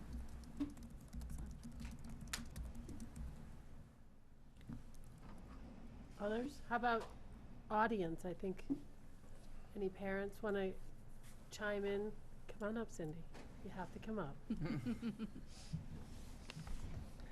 Hi, I'm Cindy Beeler. I told Suzanne to not let me get up and talk tonight. I wasn't planning on talking, and it's not really a complaint, but you asked for feedback for homework. I find that I have 2 8th graders at Stony. I find that the quality of homework is better this year, and the quantity is a little bit less. My kids have always, since kindergarten, taken a lot more time to do their homework than has been suggested on the assignments, but they're good students. One piece of feedback is, did I read correctly that they're not supposed to have homework over the weekends?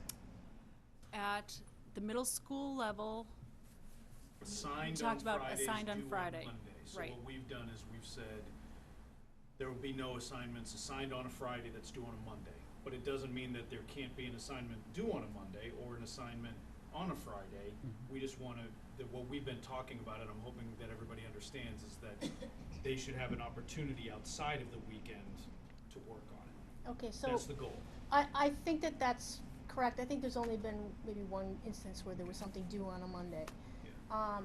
But I have found that there have been a lot of projects due Yeah. on Tuesdays. Yeah. Almost every Tuesday there's a project due.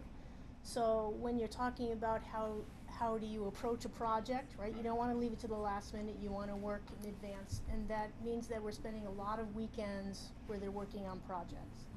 And with the week being so full of homework and other things, and there's very little family time during the week, I find that it's still too much on the weekends to have big projects due on Tuesdays, because in reality that means that they're going to be working on it on the weekends. Right. That's good information. I mean, the goal, and one of the things, because we've actually been talking about this since last year and into this year, is that we know that long-term projects need to be broken out over time. And one of the things that we've stressed is that that daily homework should include any expected work on the projects. So Right. what we might need to do is they might need to do a better job breaking down, okay, you really should be spending 20 minutes tonight on this project, so that then they don't end up, or they shouldn't have additional work on top of that project, because that's the other problem, that you would end up pushing everything off if they had other work to be doing. Right, now I don't know because I'm pretty hands-off on the homework in terms of how they're managing it and doing, do you have homework, is it done, get it done. But I don't know how much, I don't know exactly when it's being assigned for Tuesday, if it's supposed to be broken down that they're not doing it themselves, or where the breakdown is, but I just wanted to give the feedback that there are a lot of projects due on Tuesdays. So, I think that's it. My kids always break it up perfectly and spend exactly the right amount of time. Right. They've never waited for the last minute, so I don't know what you guys are talking about. Karen, just one quick question. So I'm thrilled to hear that the October Professional Development Day was spent on this, because I think it's so important that it's not just words, that we arm our teachers with the tools to do this well. But given that they resoundingly said that they did not feel they needed more of it in December, what is the plan going forward in terms of sort of checking in and making sure that this doesn't fall off a cliff and we don't stop these good habits, but that they continue to grow and thrive and work well for our students? Sure. Every month, teachers stay after for staff meetings and also for curriculum meetings, or at the upper levels, we call them department meetings. So it's 1 hour every month where the curriculum meeting, and at the upper grades, the department meeting, meet with their curriculum coordinators, and these are the exact types of things that we revisit. So it would be at that level that we continue to carry the ball down the field, so to speak, to make sure that it doesn't fade the way things often do. It's human nature. Stephen? Just had a few things. So on that point about assignments due on Tuesdays, I know that it had been discussed at a meeting with the student council before about, I call it the Tuesday loophole, with homework over vacation assigned Friday, but due Tuesday, so it's not due over vacation. I was just wondering if there's if anything was put in place about that, because we see like teachers still, guess kind of getting around the no homework over vacation thing. Will assign a project that requires a week's worth of work, but isn't excluded from that good intentioned no homework over vacation. Yeah, and just to point out, I thought you were going over the weekend thing. At the high school level, we do not have that same rule about weekend homework. That's at the middle school. At the elementary, we don't have any either, but at the high school level they can. However, none over vacations. Yes.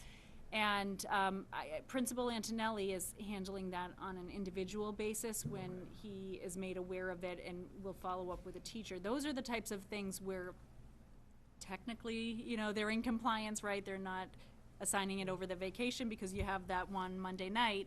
But this is also where the ongoing conversations around challenge success have to take place, because teachers who can truly make the mind shift wouldn't do it just to follow the rules, which in that case they would be, and then sort of circumventing that and assigning it anyway. Instead, they would have that thought of, we aren't going to do this to kids. We aren't going to essentially give them one day to do it, or we know that they're doing it over vacation. So those are the day-to-day types of decisions that happen on the fly with teachers, which is why we have to continue working on the mindset instead of just having a list of rules, so to speak. Okay. So we're working on that. Can I follow up on that? Sure. Wouldn't it make sense in Jim's guidance to them to say clearly that finding a loophole doesn't achieve what our objective is? Spreading it out over a longer period is what the objective is, and clearly spell it out, rather than just assuming that teachers aren't going to do that. Right. Just let's say it what we mean. That's right, and he has been doing that. He has followed up on every scenario where that has come to his attention. So, the conversations will continue to happen. We also have this weird situation where there are assessments the week before midterms to assess what you know for midterms, and while that's not around homework, those are the types of things that we know that people who are truly embracing challenge success wouldn't then double the amount of exams that students have to take. So that's another example of sort of a Yeah, but I think it loophole. just, to me, stating that fact yeah, sure. in a policy or in a guideline to staff really gets the message that we're trying to drive home, you know, in clear language so that they understand that, you know, this is not really what we want. That's right. You know? Right. Yes. Good. I'm sorry, I just had a few. Hold on. Okay. This was to follow up to what Arthur said, since we are kind of promoting awareness. I know a common pattern at the high school is that, oh, okay, homework's not too bad. Oh, wait, suddenly homework's really bad. Why is homework really bad? Oh, progress reports are due this week. Yep. Or, oh, it's the end of the quarter. That's why I have 4 tests at once. So if you know, teachers who are embracing this challenge success model can try and be cognizant of that, that while they may not be maxing out their 0 to 30 minutes on an average week, the closer they get to the end of the progress report or the end of the quarter, I see Stephen shaking his head, Yeah. that then suddenly the maximums kind of go out the window and the number of tests go through the roof. Yep. And I understand the impulse to try and get that one more assessment in to factor into the progress report or report card, but it does greatly increase student stress. And since we do have those frequent check-ins, we're also creating frequent stress points for students, since they do have, you know, the 8 points during the year where they have a progress report or quarter. That's right. Those are peak stress weeks.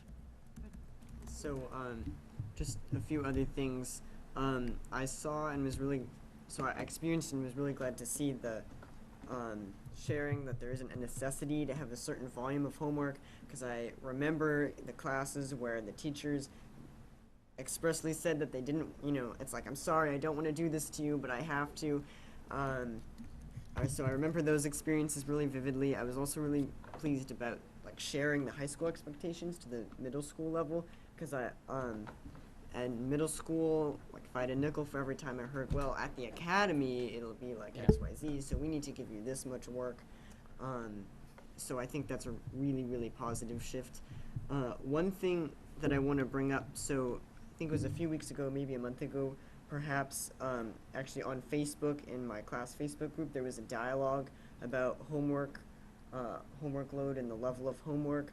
And a lot of students who take several APs all pretty concurrently said that they felt that they got an abundant amount of busy work, and that they spent a long time doing AP work. And so there was some discussion like, well, when you're signing up for that many APs, are you kind of inviting a lot of work to come with that? But it seemed, I only take one, so I couldn't speak to it myself, but there did seem to be some consensus that for students that go on to take multiple, there's a significant workload increase that comes with that. It doesn't maybe necessarily seem proportional. The 4 to 5 hours per course per week that was on the board didn't, to me, seem to line up to some of the reports that people were giving about homework load. Thank you for that. Final thoughts, parents, community, committee, okay. Because we're running late, I'm going to flip-flop gowns and our budget. Gowns, just so we set the stage now, it is just a statement that we are reviewing from the policy subcommittee on how we sort of got to this point. We are not voting on anything. We are not we're not making any decisions on what will be moving forward. The policy subcommittee just wanted to share with us sort of a position statement as to why we started to look at this in the first place. Gloria is a little bit under the weather, and her voice is a little bit struggling. So I'm going to read this for us tonight. So just to give a little background, as Avery just did, after our last meeting, last school committee meeting, the policy subcommittee, which consists of myself, Gloria, and Alicia, convened on our regular meeting time on the 29th, and we discussed the opinions that students, parents, and community members shared with us at the last meeting. We acknowledge that while the graduation gown decision is ultimately an administrative decision, we feel it's appropriate for the policy subcommittee to give our recommendation. We've based our recommendation on the Massachusetts Department of Elementary and Secondary Education's guidance for creating a safe and supportive school environment, part of which is quoted in our recommendation and can be looked up online, and what we feel is in line with the updates that are being made to our district dress code policy, which we hope to have completed in early spring. So with that said, I'll just go ahead and bear with me for a minute, and I will read, not too quickly so that you can hear this, but this is our recommendation regarding Westford Academy graduation robes from the school committee policy subcommittee. Megan, hold on. And Nina, can we get this up tomorrow or in the coming days on our website? So, because I know it wasn't part of our meeting packet. Can we either add it to the meeting packet or put it somewhere so that people didn't catch it all when Megan reads it, that they can look at it, because I know it's not currently online anywhere. And that can be sent to me. Yes, absolutely. Thanks, sorry. The policy subcommittee is currently in the process of reviewing and revising the policy on student dress and school dress, policy P5323. One of our goals in revising P5323 is to eliminate unnecessary and/or discriminatory gender distinctions in the dress code policy itself, and also in dress codes contained in any student handbooks pertaining to student dress for regular school days, field trips, and other special events. This policy review process will be completed in early 2019, but it came to our attention that any new policy would not be finalized before the need to order graduation robes for the class of 2019. Given the timing, we decided to raise the issue of the robe colors with school committee and the Westford Academy administration prior to the completion of the review of policy P5323. Part of the motivation for this policy review and removal of unnecessary and/or discriminatory gender distinctions in our school dress codes stems from another policy adopted last October 2017 pertaining to transgender and gender nonconforming students. Westford Policy 5325 states, as a general matter, schools should evaluate all gender-based activities, rules, policies, and practices, including but not limited to classroom activities, extracurricular activities, school ceremonies, school photos, and documentation requests such as field trip permission forms, and maintain only those that have a clear and sound pedagogical purpose and do not violate anti-discrimination law. The Mass DESE, Department of Elementary and Secondary Education, document for guidance for Massachusetts public schools creating a safe and supportive school environment, non-discrimination on the basis of gender identity, states that the new law on gender identity provides a good opportunity for some schools to review their gender-distinct policies. For example, some schools require students to wear gender-based garb for graduation or have gender-based dress codes for prom, special events, and daily attire. Schools should eliminate gendered policies and practices such as these. For example, one school that previously had blue graduation gowns for boys and white ones for girls switched to blue gowns for all graduates. The school also changed its gender-based dress code for the National Honor Society ceremony, which had required girls to wear dresses. The policy subcommittee feels there is no clear and sound pedagogical purpose to having different color graduation robes for male and female students. Also, in accordance with the clear example provided above by the DESE, best practice would dictate having one color graduation robes for all of our graduates. The policy subcommittee further finds additional reasons to support the practice of having all graduates wear one color, presumably maroon, graduation robes. And these are bullet points. Unity, having one color robe would signify class unity and the shared accomplishment of all of our graduates. School spirit, white is not a school color. All graduates should be able to wear our school color of maroon at their graduation with WA pride. Unnecessary expense and inconvenience. The white robes are so thin that the students may feel compelled to buy white clothes to wear underneath. This creates an additional expense for graduates and could pose a hardship for some families. And lastly, modern trend. Superintendent Olson's survey of other districts in Massachusetts indicated that almost 70% of those that responded, 59 out of 85 districts, wear one color robe. The policy subcommittee does recognize that having two color robes, white and maroon, has been a long-standing tradition at WA. We have also considered the suggestion from some members of the class of 2019 that we permit all seniors to choose their color robe without regard to gender, but still offer the two traditional choices of maroon and white.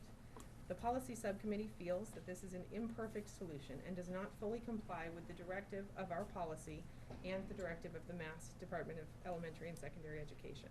Given the long-standing tradition of associating robe color with gender, we feel that this is not a fully inclusive choice. It could also result in logistical complications with the graduation robe vendor. However, given that our dress code policy review has not been fully completed at this time, and given the timing issues involved for the current seniors, we feel that it is within administrative discretion to permit such a color choice compromise for the class of 2019.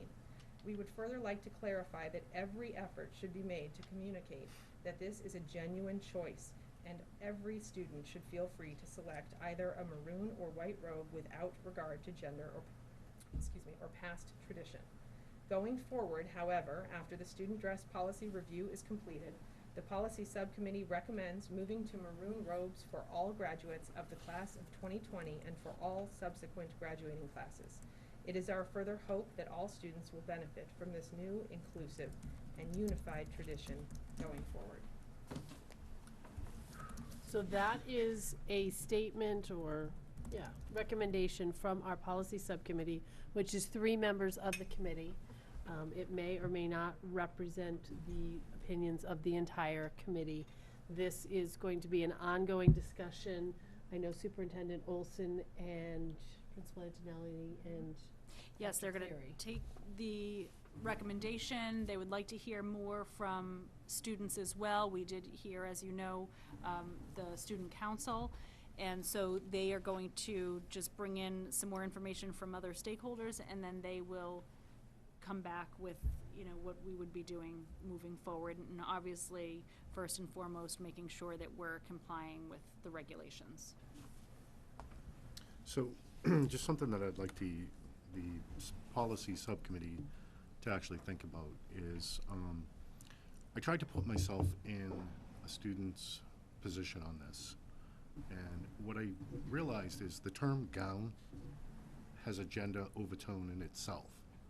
And I say that because if my work said to me that I needed to wear a gown to a corporate event, I would be kind of alarmed. And at the same time, having 2 daughters that will spend hours on picking the right color clothes, picking the right color makeup. They're doing things like matching their skin tones, they're matching their, makeup and nail colors to the clothing that they're wearing. They spend a lot of time, and I don't know that we can change that, but at the same time, if selecting a gown color causes a student, any student, to have undue stress or any stress, then I have to ask, why are we doing it? Why, if the gowns are this big of a problem, choosing it, why not just let them choose to come in the clothes that they wear every day to school? I don't know that, it really makes sense for us to, as a committee, support one over the other over another. If we can't go with the tradition that we've always had, and we're opening up the discussion on this, then let's look at, truthfully, what's the point of doing it? So I would say in response to that the point of doing it is that we are charged as a committee with writing policy, and our policy is compliant with the Department of Elementary and Secondary Education language, but gendered graduation gowns are not. But- And I think that's very black and white, that's not But if gray. we're writing a policy that says we choose maroon, But that's not what we're saying. We're not saying that this would be in a policy. we're making a recommendation to the administration that they move forward with a single color of robe. But I guess that's why I'm saying, why would we recommend anything and not just say, you know, be all-inclusive is, you know, let's not just single one over the other. Let's try to be as inclusive as we can to everyone, and that means that, you know, if students want to wear no gown, why shouldn't they be allowed to wear no gown? I think they are. I think according to what Principal Antonelli shared with us last time, there is no law saying that they have to wear a gown. There is no law saying they have to wear white or maroon. They are given the choice. We heard. But we're now making a recommendation to change that. Because and all I'm those- saying is that if we're making a recommendation, why isn't it that it's equal in the weight of to me, as a guy being told I have to wear a gown could be offensive to me. So you'd like to see a third option that maroon, white, or no gown, no robe? Yeah, but not for just 1 year, forever. Ever. I mean, No, I'm not to saying me, the time limit. if we're going to be inclusive to everybody, the policy shouldn't say that, you know, this girl who has red hair and, you know, has a red complexion may not feel that wearing a red or a maroon dress is appealing to her. Why are we saying that she has to choose that?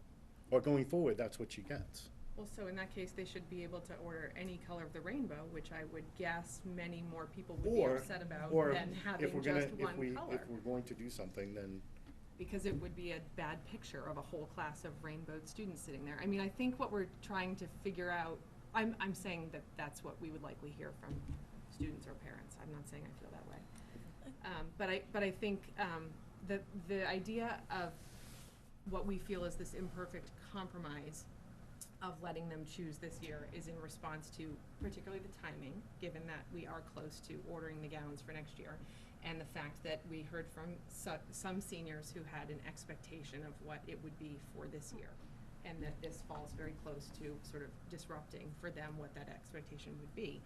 I think the reality is that even given the choice, it will fall generally along gendered lines because of tradition, and that's not inclusive and doesn't follow what the Department of Elementary and Secondary Education has charged us with, which is to remove gender distinctions. So but if you do that, don't you have to remove gown? I don't think so, because every other But high school and college that graduates, they all wear gowns. I don't think gown is a gendered.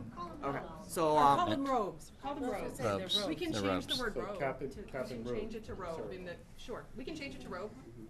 I think Principal Antonini already made it clear that students, they are free to choose the color. Now it's not equal to gender, right? But the other thing I really want to bring up is that not only consider this, but also consider the cultural significance of the colors, because in some culture, either maroon or white are unfortunately colors were good colors for that culture. So really that if it's not a requirement for the student to wear a gown or wear a maroon gown or white gown, then the student should be free to choose whatever color they want, because we need to be inclusive, not only to be inclusive to all the choices the students identify with, but also to be inclusive to their cultural background, because every single cultural background, they view a different color very differently. So even more reason to not require robes at all. Either not to require robes or not to actually require any particular color. And we're not gonna reach an answer tonight. Yes. No, I know, No, it's except just for consider that discussion. every Yeah. other school system wears their school color. But do we have to Purple, be- blue, yellow, maroon, our school color is maroon. So we can go down that path, we could go down a million paths. We could say, wear That's right. whatever you want. Right. But we're discussing the idea of removing the gendered language, that is what we're discussing. which, right now, and that is what this recommendation addresses. So rather than discuss all those other outlier conversations, we are discussing the fact that currently. I don't think cultural significance is an outlier. So, I want to make it very clear is that principal Anthony last school committee meeting what he said that students, they are free to pick the colors they want, which does not equal to gender. He made it very clear. Is Right. that Up until this point, there absolutely has been choice given to students. However, the default was males get the maroon, females get the white, and then the students where it's a more sensitive topic and choice, then those students either could come forward or were approached by a guidance counselor to say, you know, what is your preference? And they were absolutely given that, and that has worked out well for the individuals there. This year, based on this, it is going to be a blanket statement to all students. Is despite gender, we're going to begin to look at taking that away. Choose whether you want white or whether you want maroon. For tradition purposes, maybe it will fall into that male, female. However, in terms of the legislation, we are not saying that it has to be male versus female. And again, Principal Antonelli was very flexible and accommodating, but it was more kind of like an opt-in up until this point. And now I know he is looking to do a more blanket statement, so anybody can choose that, you know, a male could say, I'd prefer to wear white, and it has nothing to do with his gender. It's because he'd prefer white. Right. So that's what we're looking to do for this particular year. I think in terms of the robes, I do think it's symbolic of the students' accomplishment. It's nice to have some level of uniform sitting in the crowd saying that we have all made it this far. I do think the reason why I feel that way is based on tradition, but we can't pretend that that pride and tradition doesn't exist. In terms of the school colors, we've talked about white is not, but with the maroon, that's WA pride. And while it could mean something to someone somewhere else, in the context of Westford Academy, all around the school you see maroon and gray with some white accents. And so I would be very concerned that through this discussion that the pendulum swings so far that now we're sort of taking reason away and not considering the students and the emotion that would bring for a reason that may not exist. So I hate to create a solution to a problem that doesn't exist. The purpose of this review was never to remove all tradition or all form of ceremony in any respect, but really to remove what was an arbitrarily gendered distinction during a ceremony when there didn't necessarily need to be one. Yeah, let's get rid of that language. But there's, so but even it's, that good but enough. it's perfectly fine in terms of policy and the charge that we've been given to have ceremony and to have tradition, as long as it's not an arbitrary gender distinction. So. Our committee could go on for quite a while. I want to hear from the parents who've stayed here until 9:30 to let us know what they have to say about it.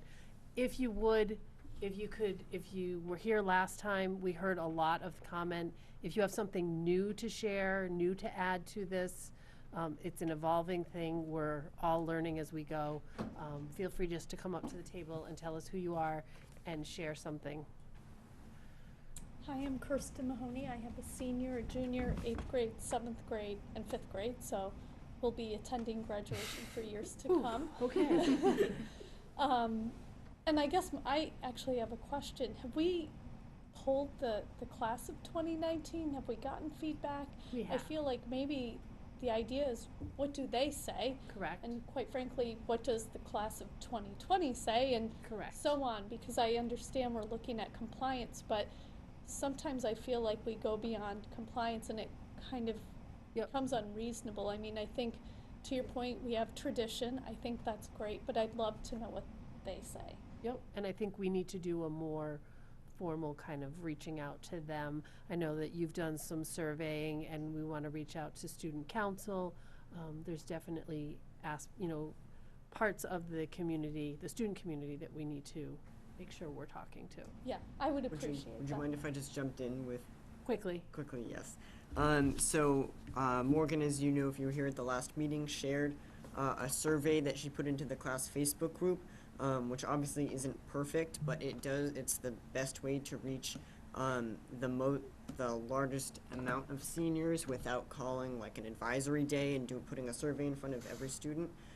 So the result is, I think, about 52% of seniors responded to it. And of that, 94% voted in favor of a choice, and the other 6% voted in favor of one color. So it's not a perfect census. It doesn't cover every student. But that said, purely statistically speaking, the population sample does qualify to make the survey valid to represent the entire population. So like running the actual numbers.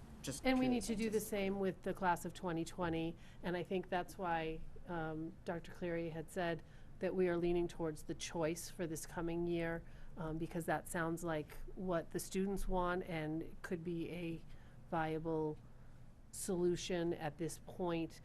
But again, we don't want to create a problem that's not there for these students. Thank you. Anybody else? Yep. I spoke last time, so I won't speak long this time. It's Karen Quanto. The only thing that I have a question to is, I understand when you say white is not a school color, which technically it's not. Maroon and gray are our colors, but the home uniforms, my girls play varsity field hockey, they're white. My son plays varsity lacrosse, it's a white. So I kind of look at Westford Academy colors, honestly, as maroon, white, and gray. Because the representation, when they're out on that field representing WA, they are wearing a white uniform. Sure. So that's just something. Come on, Cindy. Look at me doing it twice. I was just talking to you this weekend, and I was talking to a student who had an interesting outfit on, and she was wearing a maroon button-down shirt with a gray vest and a white tie, I think. So how about a non-binary solution of having maroon, gold, and maroon, gray, and white as choices? And so people who want to break from the tradition, maybe a girl doesn't want to necessarily go to maroon, but maybe she'd want to do gray, or a guy wouldn't want to necessarily go white, but he'd go to the gray. Right. Those are the real colors in the school. Maroon, gray, and white. Just an idea. And by the way, when I talk about cultural significance, white is a color in China we wear when we go to field room. Right. Sure. Right. So gray is better. So not Gray only is we- not better either.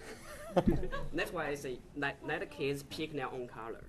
But I don't think that's a feasible solution either. Because I'm pretty sure we have very diverse student We do. body. And then I'm do. pretty sure that many colors that are not And a lot of first those colors choice are in their represented culture. on their top of their hats. Yeah. And that's where I think a lot of the individualism comes out in how they're decorating their caps. I talked to a couple of like graduating senior Chinese girls, and they say, "Oh, white." Yeah. So, just as a final thought, I just want to reiterate that this was purely our recommendation after doing all the research we've done around Mass General Law and what the DESE says. This is what we feel is most in compliance and makes the most sense. Ultimately, this is not the decision of this committee. It's the Right. decision of Superintendent Olson and Jim Antonelli and Carrie to decide administratively what works. And the only thing that we ask is that if there is a choice given, that it is well communicated to all students that it is in fact a choice. That It's it has not the select nothing to few do that get the choice. with their gender. Yep. That they get to choose. Yeah. I think we need to make that clear so that people don't confuse choice with gender. I think that's what anti-discrimination is. Correct. Right. We need to eliminate that. Yeah. Stephen, I've got to cut it off because we've still got a half an hour budget discussion to go. All right. at least a half an hour. So I hate to cut off a lively conversation, but I'm keeping an eye on the time and want to get us home before midnight. Before we turn into pumpkins?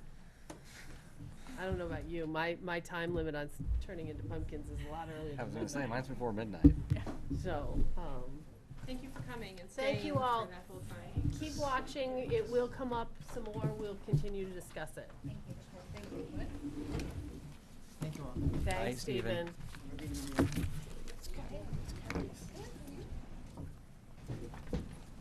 Oh, I never saw that. You didn't go in? No, no. That's awesome. All right, Kathy, sorry for keeping you up so late. It's been very interesting. back I in know my that corner.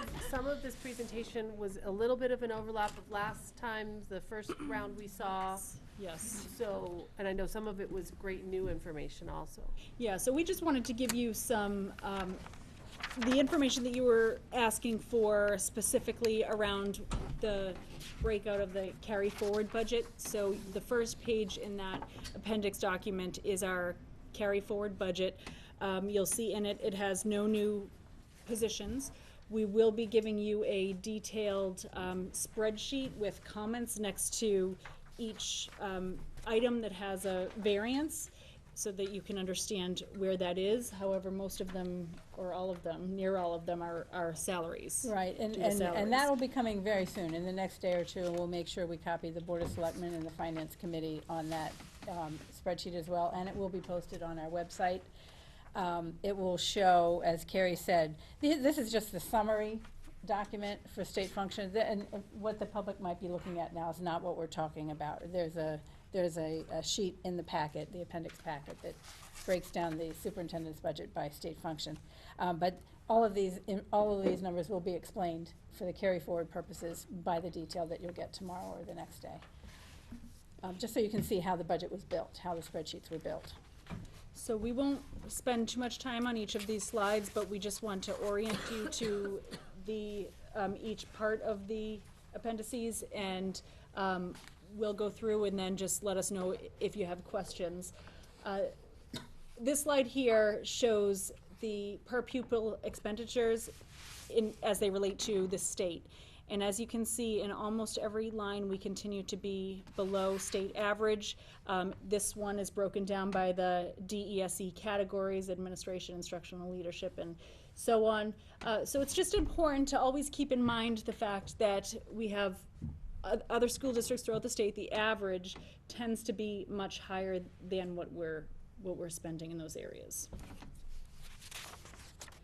We also like to compare the per pupil expenditure relative to other districts, and we have consistently used the left-hand cluster of communities. The market basket, that is given to us by the DESE. They're called DART communities, and they're comparable based on the criteria that DESE uses to Westford. And you can see there, we're toward the bottom, in the middle, but toward the bottom. We're 8th out of the 11 in terms of the per pupil.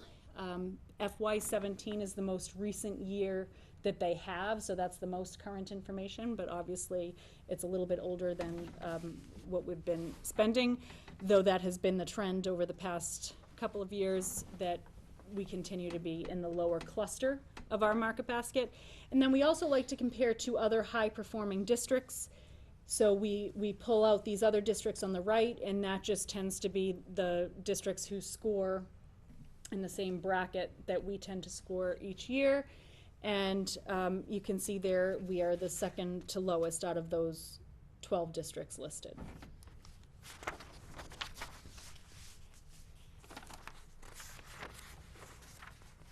This we've already shown you. It shows just the increasing numbers in special education students, which this is a nationwide trend, and then it breaks down the out-of-placement students, also students who have moved in who are already out of districts, so that while we don't physically have the students here at our schools yet, we always like to try to bring them back when it's appropriate and when it would benefit them.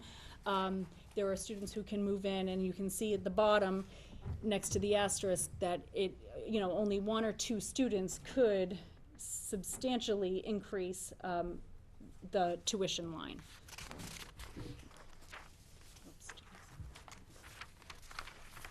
Here you have the special education transportation costs and our spending over the past several years.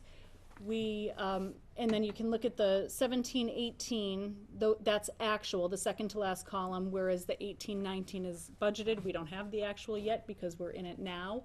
But for FY20, we did choose to request an increase because we now have several years of data to show that we were going over budget. So we want to try to rectify that in the budget as best as we can. And Bill, I believe Bill went over this example for circuit breaker during just to his show presentation, how it's calculated. This is just a cover sheet of my budget in particular. We use this to show you that we go line by line to revisit what has been purchased, what has been allocated, and then sort of rebuild that every single year. So it's actually quite hard to follow because there are a lot of increases in one area and then decreases in another area, and it's not just that we're rolling over what already exists and then asking for an additional percentage on top of that. While there's the negative $250, I know it's only negative $250, but there was a lot of cutting and reallocating in order to avoid having to add to the requests that were before you already. So it's just important to know that we go through and the superintendent asks each of us budget managers to be able to justify every single purchase that we plan or that we're requesting. And well, what you're looking at here is the curriculum areas, the instructional areas that Carrie is responsible for. I do a similar thing for all the operational sections of the budget. I don't have it put together in this particular format, but you'll be able to see on the carry forward budget spreadsheets that you'll get, in addition to that summary budget spreadsheet that you get, you'll be able to see the variances that pop out from one state function to the other. And I'll be able to provide you a comment in general terms where there's a major increase or a major decrease, to bring to your attention, to explain why that line has changed from the prior year.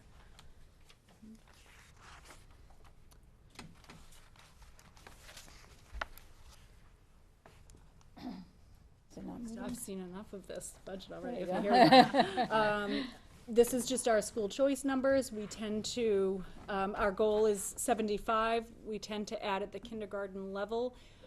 When we open slots each year, we're at 71, which is right near the 75. Over the course of the students' academic careers, some of them move away, so it's not always right at that 75 mark, but this is the current data for this year.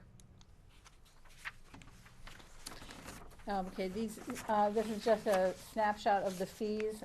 We haven't proposed in the superintendent's budget increases for this year. We did, and you approved increases last year for the bus fee, which went from $225 to $275, and the grade 3 to 5 instrumental music program last year. Well, when I say last year, I mean FY19. It was approved last year. FY19, it went from $235 to $260. This is status quo. The budget was built, the FY20 budget was built with these fees in mind. So that would be just another thing for you to keep in mind as we go through the next couple of months of discussions. Is there any appetite for possibly increasing any fees? We have not done that. I'd say based on the silent raffle at the bazaar, I'd propose making that parking fee $1,200, since that's what apparently people are willing to pay for to do a parking spot. That was for one spot. That does not come to the school budget. Where that money has gone. No, not that. Yeah. There was a $375 parking fee many years ago. Oh, many years ago. We refunded it. And because the state law says that it can only be applied to the maintenance of the parking lot. Right. Oh, I see. There was a refund required. Yep. So no And, you know, and $20. honestly, $50 could be increased. We could still, because we pay for the traffic guard, we pay for the, any maintenance that goes on, we pay. A portion of the snow clearing expenses get charged to that. So there would be room in there, but I doubt that there's appetite. 1,200? Yeah, I doubt that there's was a appetite to little- increase little the fee, facetious but that's your choice. The opening spots in the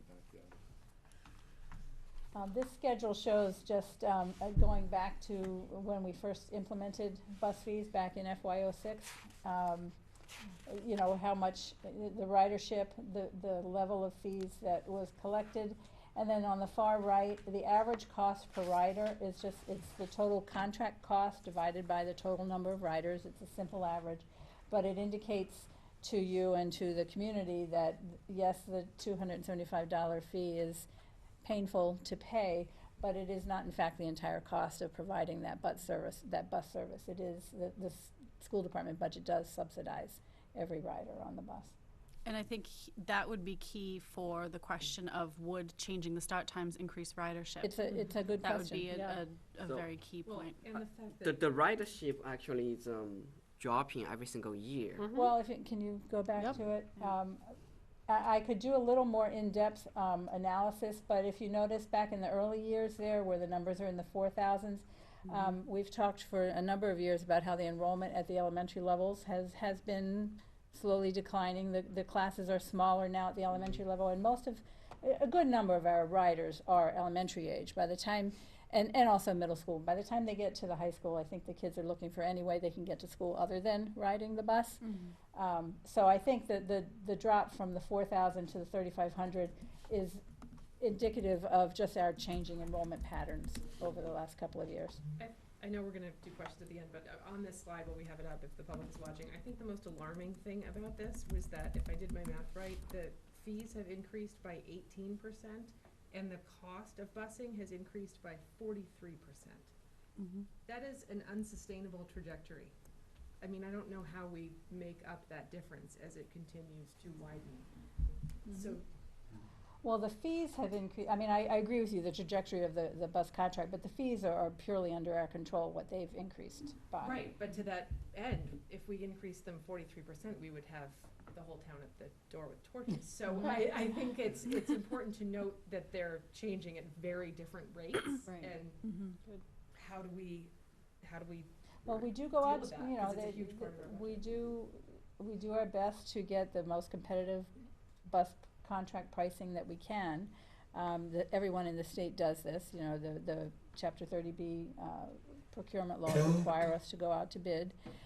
It is difficult to get multiple bidders.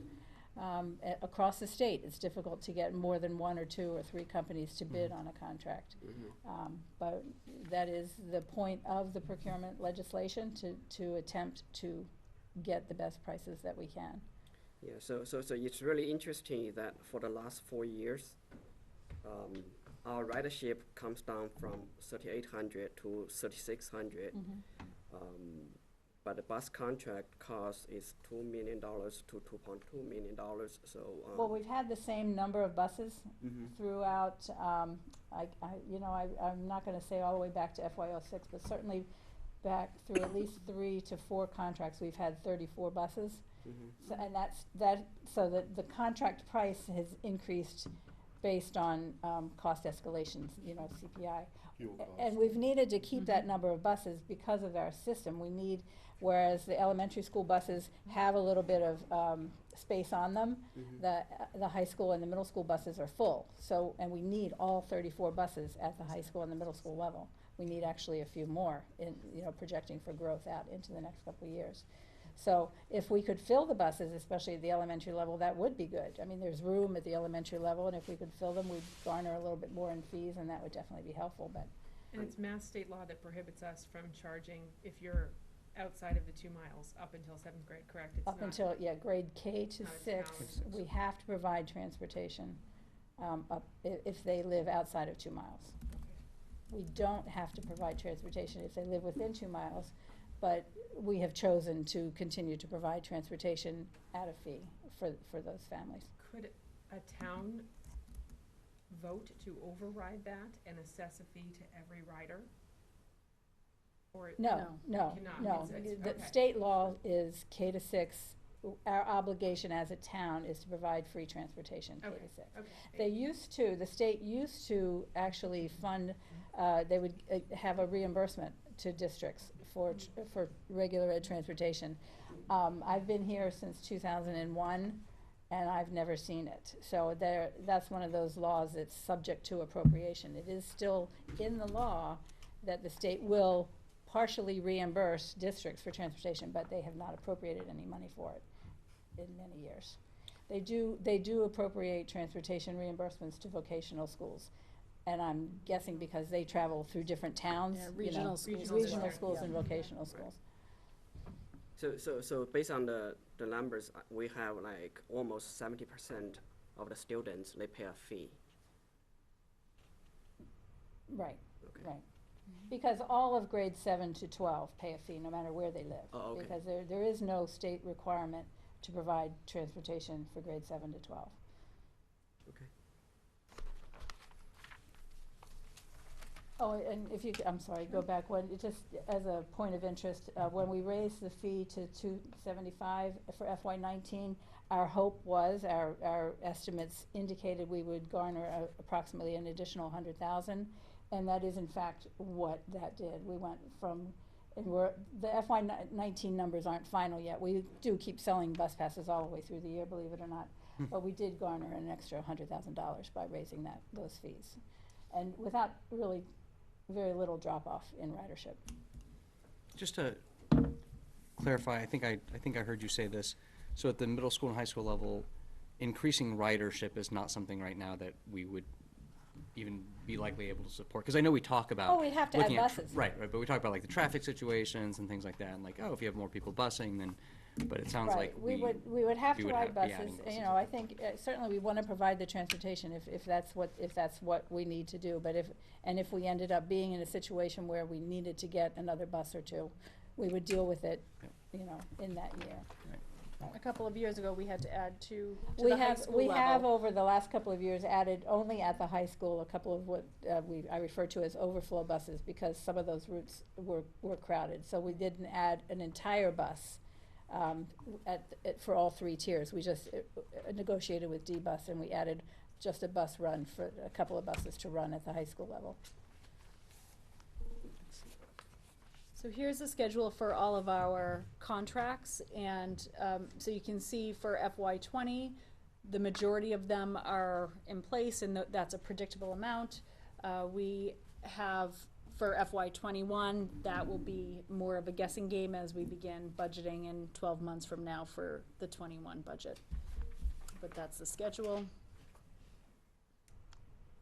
So can I just go back to that one?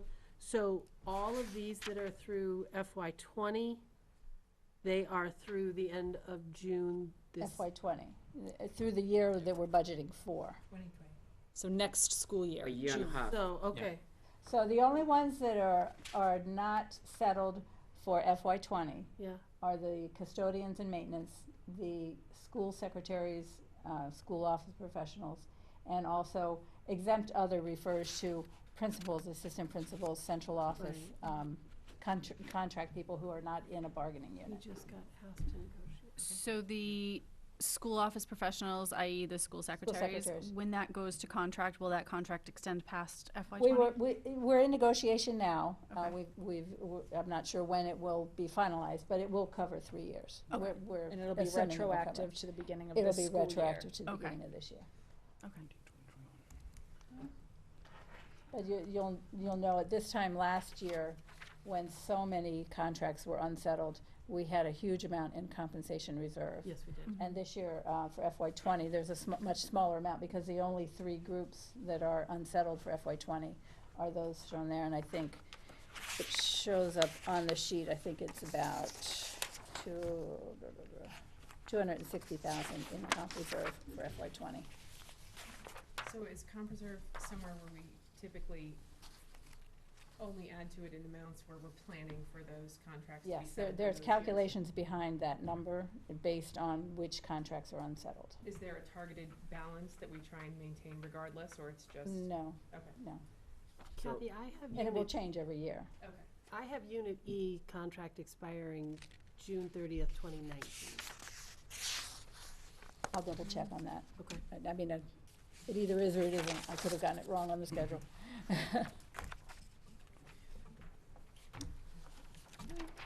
So this next slide is just a line graph that shows the consumer price index and how it continues to rise. And when we're talking about non-staffing and materials like custodial supplies or instructional materials, just to note that we have not raised that over the past many years, even though prices have gone up. Back in FY07, there was $720 allocated to schools per student for supplies and materials, and to date we now have $607 per student. We cut in FY09, we cut again in FY10, and then we cut again in FY17, which brought it to the 607. And now for last year, which was FY18, this current year of FY19, and then what we're requesting for FY20, there is no change. So here's an example of, while we aren't cutting it, we're not reducing it, in theory, there are some cuts that have to be made because the costs of items increase. How much of our items, school supplies, custodial supplies, are ordered centrally, and how much is ordered at each school? Many years ago, we decentralized the nuts and bolts, I'll refer to it as, at each school. The principal has discretion over the per pupil amount that is allocated to them based on the enrollment in their school. And it changes every year because their enrollment changes every year. So we don't micromanage what the principals order. We order centrally things like copy paper. Carrie orders everything everything that affects more than one classroom in the district will go through Carrie's central budget, and the custodial supplies we order centrally. So floor cleaner gets ordered centrally? Exactly. Okay. But notebooks or pencils, each principal can order what they wish? That's right, that's right. And each principal determines that on their own. So they'll have different methods. Some principals might give individual teachers a budget of $100. I'm making this up. I mean, I know they do that. Not every principal may do that. That's why it's decentralized. It's on-site budgeting. They're allowed to determine based on the needs of their school, the focus for the following year for their school. They might want to focus more on technology, and therefore they have to cut back somewhere else. And then the following year, they'll move the money around in a different place. Is that $600 that we say each principal gets per pupil across the board? Or do the high school get more per pupil because it may cost more? No, it's an average per student. Okay. So just something to point out is and it's more for people hearing this for the first time. When you say that each school orders, they order from a supplier that's from on the state bid contract, list, yes. or a cooperative bid list. Right. So they're all paying the same unit price. Exactly. Thank you for bringing that up, Arthur. For what they're ordering. So it's not like everybody's going out to Staples or right and ordering it. It's all very well controlled. Right. Yeah, good point.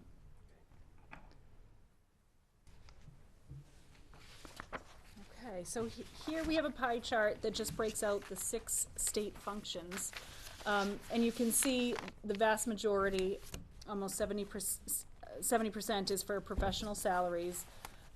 We have clerical salaries in there, other salaries, and then the last 3 are more for, contracted services are kind of like pseudo salaries, and then the last 2 smaller slivers are for the supplies and other expenses, which is really what we have for wiggle room. Obviously, staffing and programs we continue to look at every year, but the supplies and materials are in that kind of smaller portion. So when you're talking about, if you're trying to maintain programs, and you're talking about what areas that you can reduce or reallocate, it's a relatively small portion of the entire amount.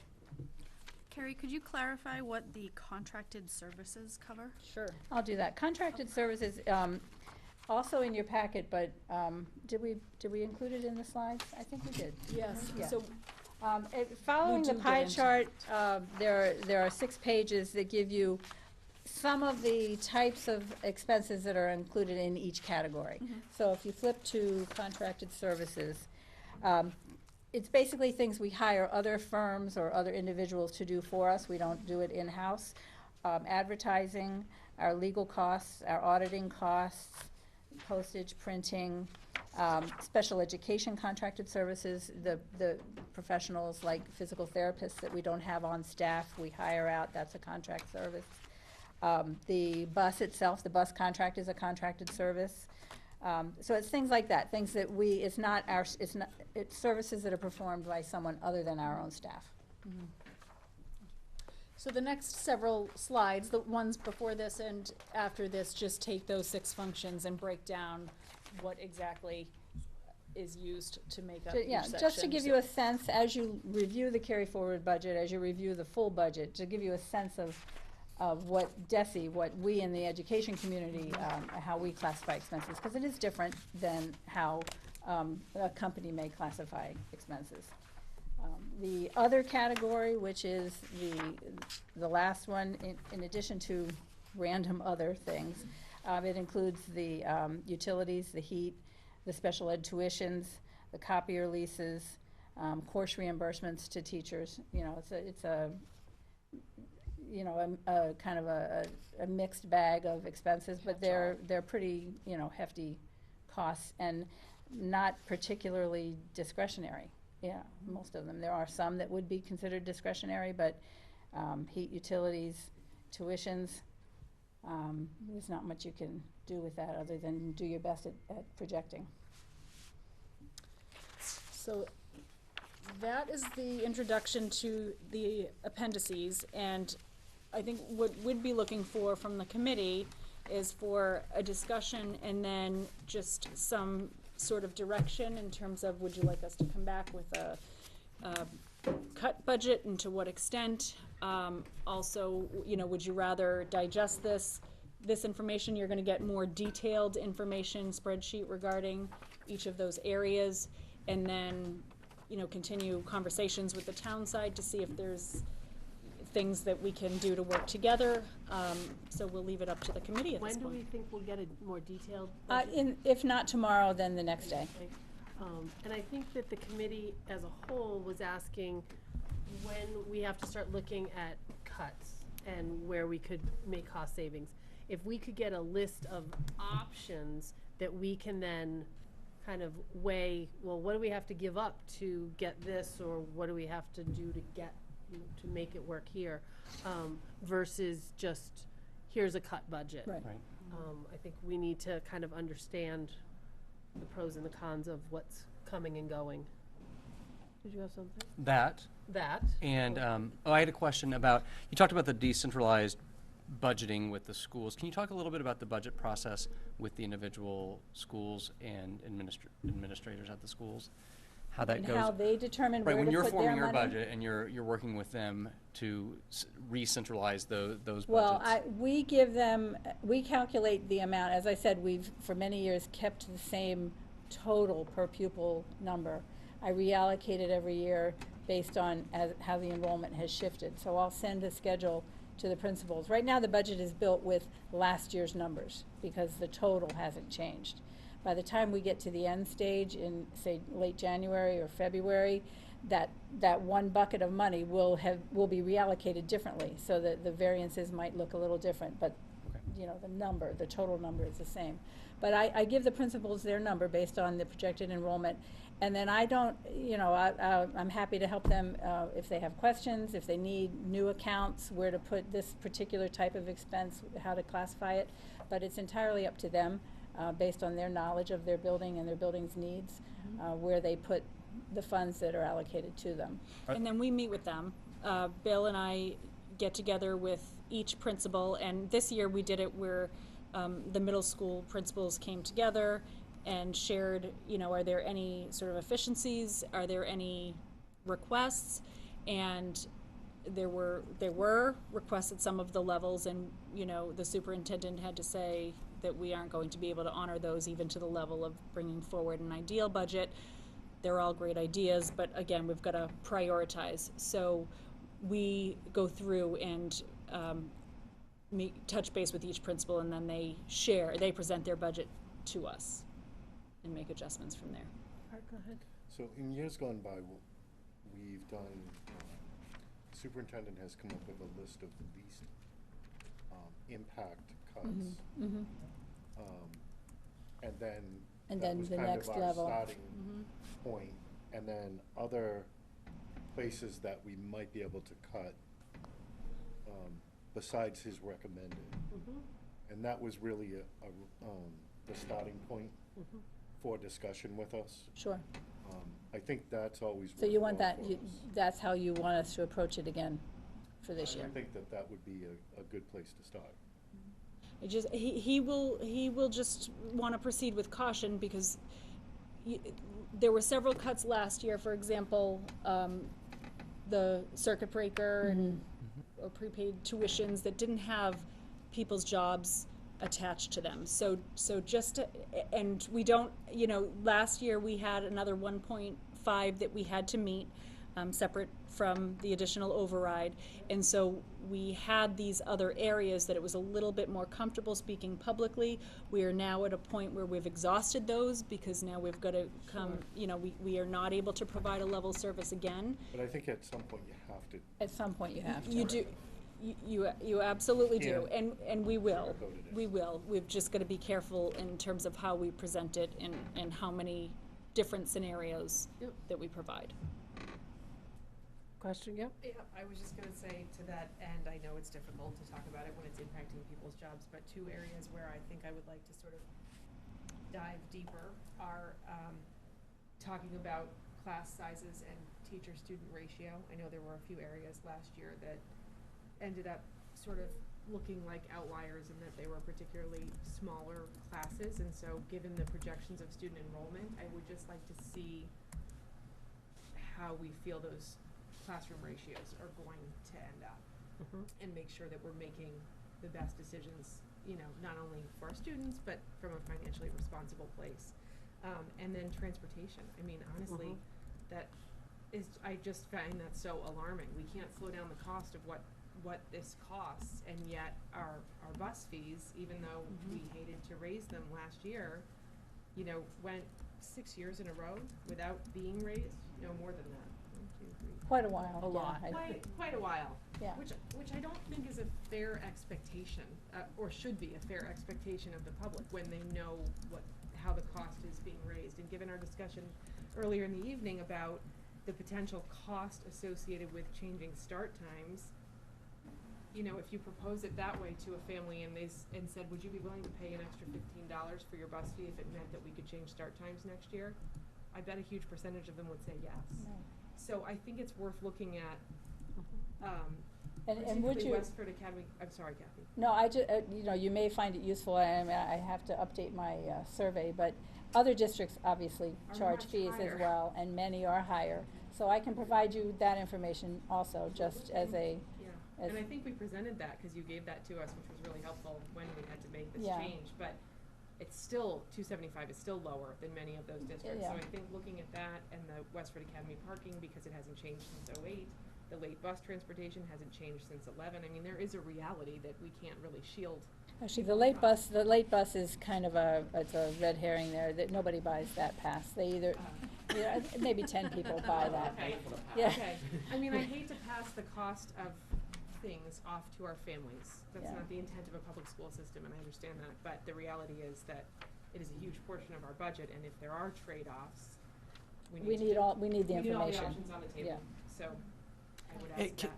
Just to kind of piggyback just on the transportation, we talked about facetiously about $1,200 parking fees, but you mentioned it, it really has to cover direct costs.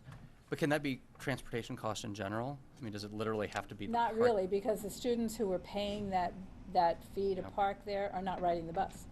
So Right. But they are transporting others that would have ridden the bus.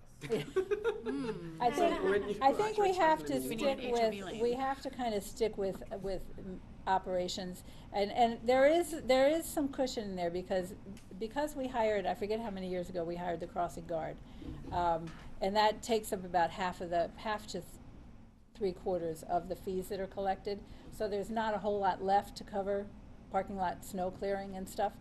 So if we were to increase the little fee, wiggle room probably if we were to increase the fee, I certainly have additional snow clearing costs that I could put there. I don't know if any of you were around when we first started talking about this, but somebody wanted to build a parking garage. And so, and so we were gonna start banking money in this fee account to build the parking garage, but that discussion didn't go very far after the first year. I do. If you could give us a brief historical perspective. The circuit breaker reimbursement, though it is supposed to be 75%, it hasn't hit 75% since it was enacted. No, it has. A few years, it was 75%. This year it's 72, but there were a couple of years at 75. Okay. Not many. Not many, but in recent years, it has not approached 75%. I know we're at about, I think 73-ish? 72 this year. What do you see as the trend in the last couple of years? How reasonable is it to even expect it to break 70 going forward? I think that the state, I think DESE especially, and then also the state, takes the responsibility to fund circuit breaker very seriously. I think they don't cut it, or they don't underfund it capriciously. I think they really try to fund it to the best level that they can, but they do have to be cautious because it depends on the state revenue projections. And if the state revenue projections are a little bit cloudy, they might start the year by reimbursing in the 60%, which is what they did last year. Yes. But then partway through the year, as their revenue pictures become more clear, they increase the reimbursement. So will it consistently get to 75? Unlikely, but I think my gut feeling is as long as the state revenue projections remain fairly strong, they're going to do their best to stay 65, 70, somewhere in that range. There was a time back when the recession, 2008, 2009, where it got cut quite substantially, but they backfilled it with those era stimulus funds. Right. Okay. So even in those years where it was nowhere near 75%, they knew what a hit that would be to school districts, but also by default the towns. So even though they had to do the 9C cuts and cut the circuit breaker, they took the federal money and backfilled some of that circuit breaker. So that's why I say I think that they know they need to do their best to get that money as high as they can. And just a reminder to everyone that special education transportation costs cannot come out of the circuit breaker. So when we're looking at start times, those additional vans that we would need will not be refunded by the state because transportation costs cannot come out of the circuit breaker. Right.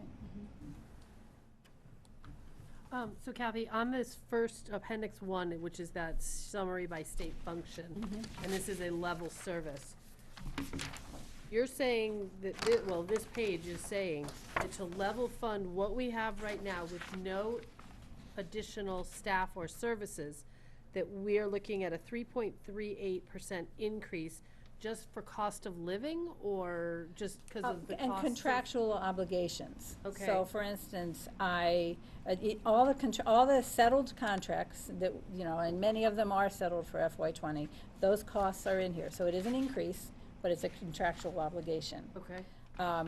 The other things I increased on the transportation line, the sped driver salaries, there's a contractual increase there. Okay. And then I estimated, because sped transportation is a contractual obligation, or mandated obligation really, I did my best to estimate what the cost would be for our van leases and contracted out services to any other providers as well. So yes, basically it's to take what we have in place, the programs, the contracts that we have already entered into, to carry them forward to the next year. So help me, because I still don't quite get this. We've got the override money, which is separate from the 1.6% increase.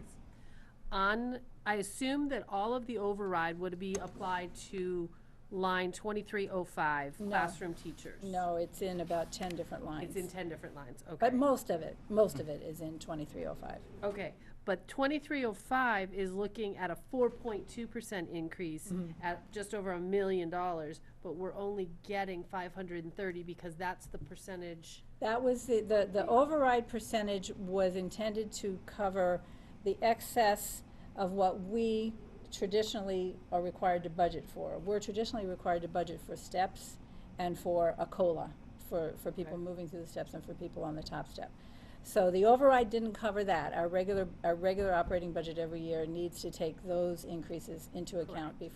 The override then was added on top of it to get those, to get the steps up to the average of the market So basket. this level funding, level service really does reflect the override is included in this? Yes. Okay. The cost of the salaries that came as a result of that process. And then if we look through some of the big changes, like psychological services, is that a contractual? That's salaries. Okay, so you'll be able to tell us. Primarily salaries, yep. Whether they're contractual or not when we look at. Right. Yes. And you'll be able to see, you know, have your magnifying glass. You'll be able to see when you look at the detail for instance, 2800, that particular state function doesn't have too many lines. And there's 3 years of actuals, the FY19 budget and the FY20 budget all in a line. So you can see, people change from year to year, so there might be swings because we might have had a complete, you know, different people in that position in a prior year. But you can generally see, you know, that you know, how the actual compares to the budget. Okay. And this is level service based on what's budgeted for FY19, does not include the additional staff that we had to hire, the extra special education teacher after we did the budget process last year. They're not at the in there. Blanchard School, they're not in there, Okay. even though it's part of our services right now. Okay. Just, it's small peanuts compared to those, but 3,600 and 4225, school security and building security, is one of those our SRO? Or what are No, those? the SRO is in 3600. In school security? Yep. Okay. The 4225 is all the alarm systems, all the cameras, Okay. all the fire extinguishers, all the repairs to those systems. Okay, So, perfect, thank you. I just have a random question. 6,200, civic activities, what is that? civic activities, it's a small amount we keep in our budget every year to cover things that we do. Primarily, I mean, the easiest example is town meeting. Town meetings at the Abbott School. We don't charge anybody for that, but we do pay custodial overtime to set all the chairs up, you know, to do it. So it's things like that, that it's, some years it's higher than others, you know, the cost of it. If there's elections, the custodians are setting up the voting machines. There's overtime related to that. So it's a small line item, but it's things we do for the community at large that have nothing to do with education, really. Okay, thank you. The 9,000 tuitions, can you? That increase there is, and it'll be more clear when you see the detail on the spreadsheets. That tuitions line is 99.9% special ed tuitions, but we also have one school that's a non-member vocational school. Most of our kids, Westford kids, go to Neshoba Tech, but if there's a program that a child wants that Neshoba Tech doesn't offer and some other vocational technical school does offer, we have to send them there. And We that- have to send them there. That comes from the school budget, not That from comes, the. that particular thing, Neshoba Tech comes from the town budget. Okay. But and it doesn't happen a lot. We happen to have a student there this year, and about 5 years ago, we had 2 students at Minuteman, I think it is. So that increase there is my estimate of the increase for that vocational education, the vocational tuition. We didn't, even though the special ed tuition budget projection, even though the special ed tuition projection has gone up from 19 to 20, we did not put any increases in here for that. We're taking that increase out of circuit breaker because, you know, we'll be able to explain it in detail when you see the numbers.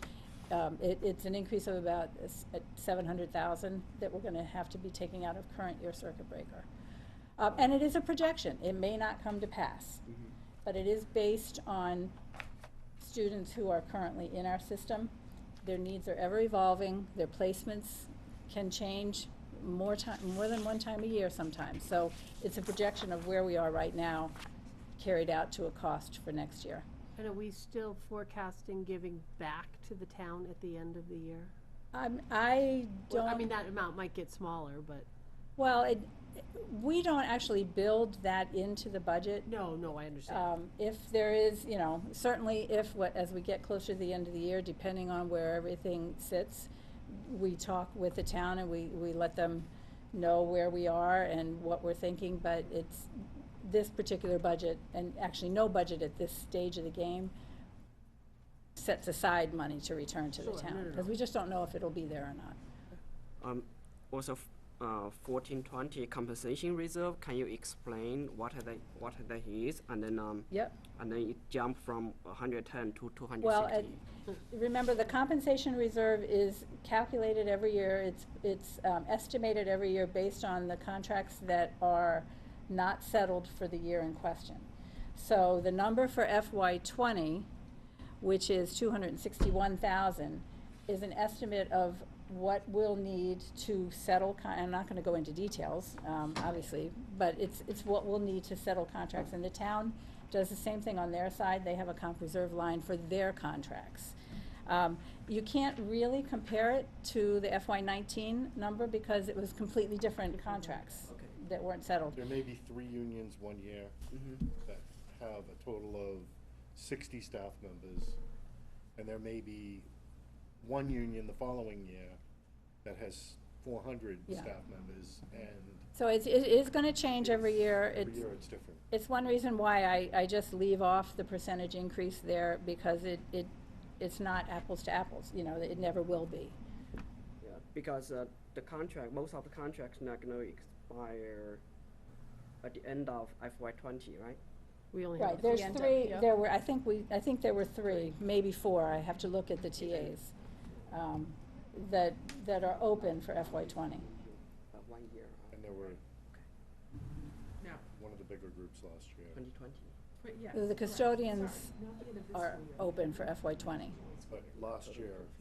Oh, last year, many were open. Right. But those contracts have all been settled now, and once the contracts are settled, I take the money out of comp reserve and move it to the appropriate Compared budget to line. last year, looking at last year's number, the reason is there were significantly more members, if you will, within the unions that were That were settled open, right. Than So- that were settled than this year. Is that 11 that's left in the fiscal 19 budget, is that what we didn't end up using in the comp reserve that wasn't reallocated to a salary line item? Right. You know, and you can see in the actual columns, there's a 0 there, because by the end of the year, nothing ever gets charged to comp reserve. When the contracts are settled, it's a Money budget gets moved. transfer. Sure. From that line to But I'm the other saying budgets. what was in the 11,000 is what hasn't been moved. Right. Any other questions for Kathy? And I'm sure once you see the detail, you'll have more questions. Yeah. Thank you. Thank you. Thank you. Anybody in the audience have questions?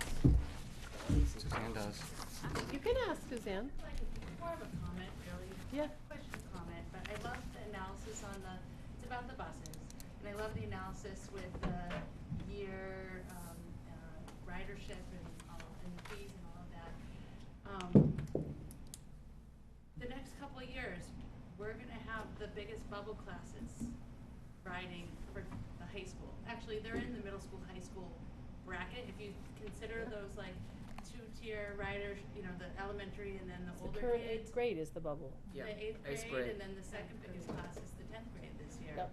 Those are bigger bodies than those little kids. So when we have the same number of buses every year, and you have the same number doing the smaller kids, and then the same number doing the bigger kids, and the bigger kids, they're overflowing from the buses. Yep. Those buses are stuffed. If if you look at, I'd love to see that analysis with how many Seats. kids or students we have in those Grades.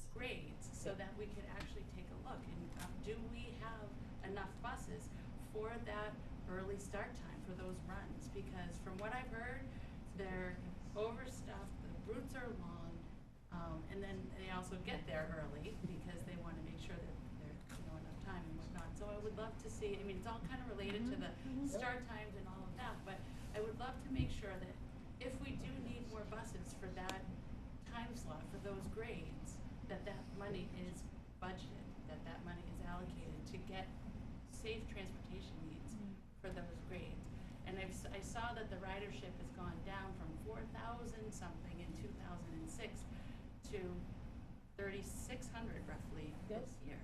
You know, why is it going down when our enrollment is going up?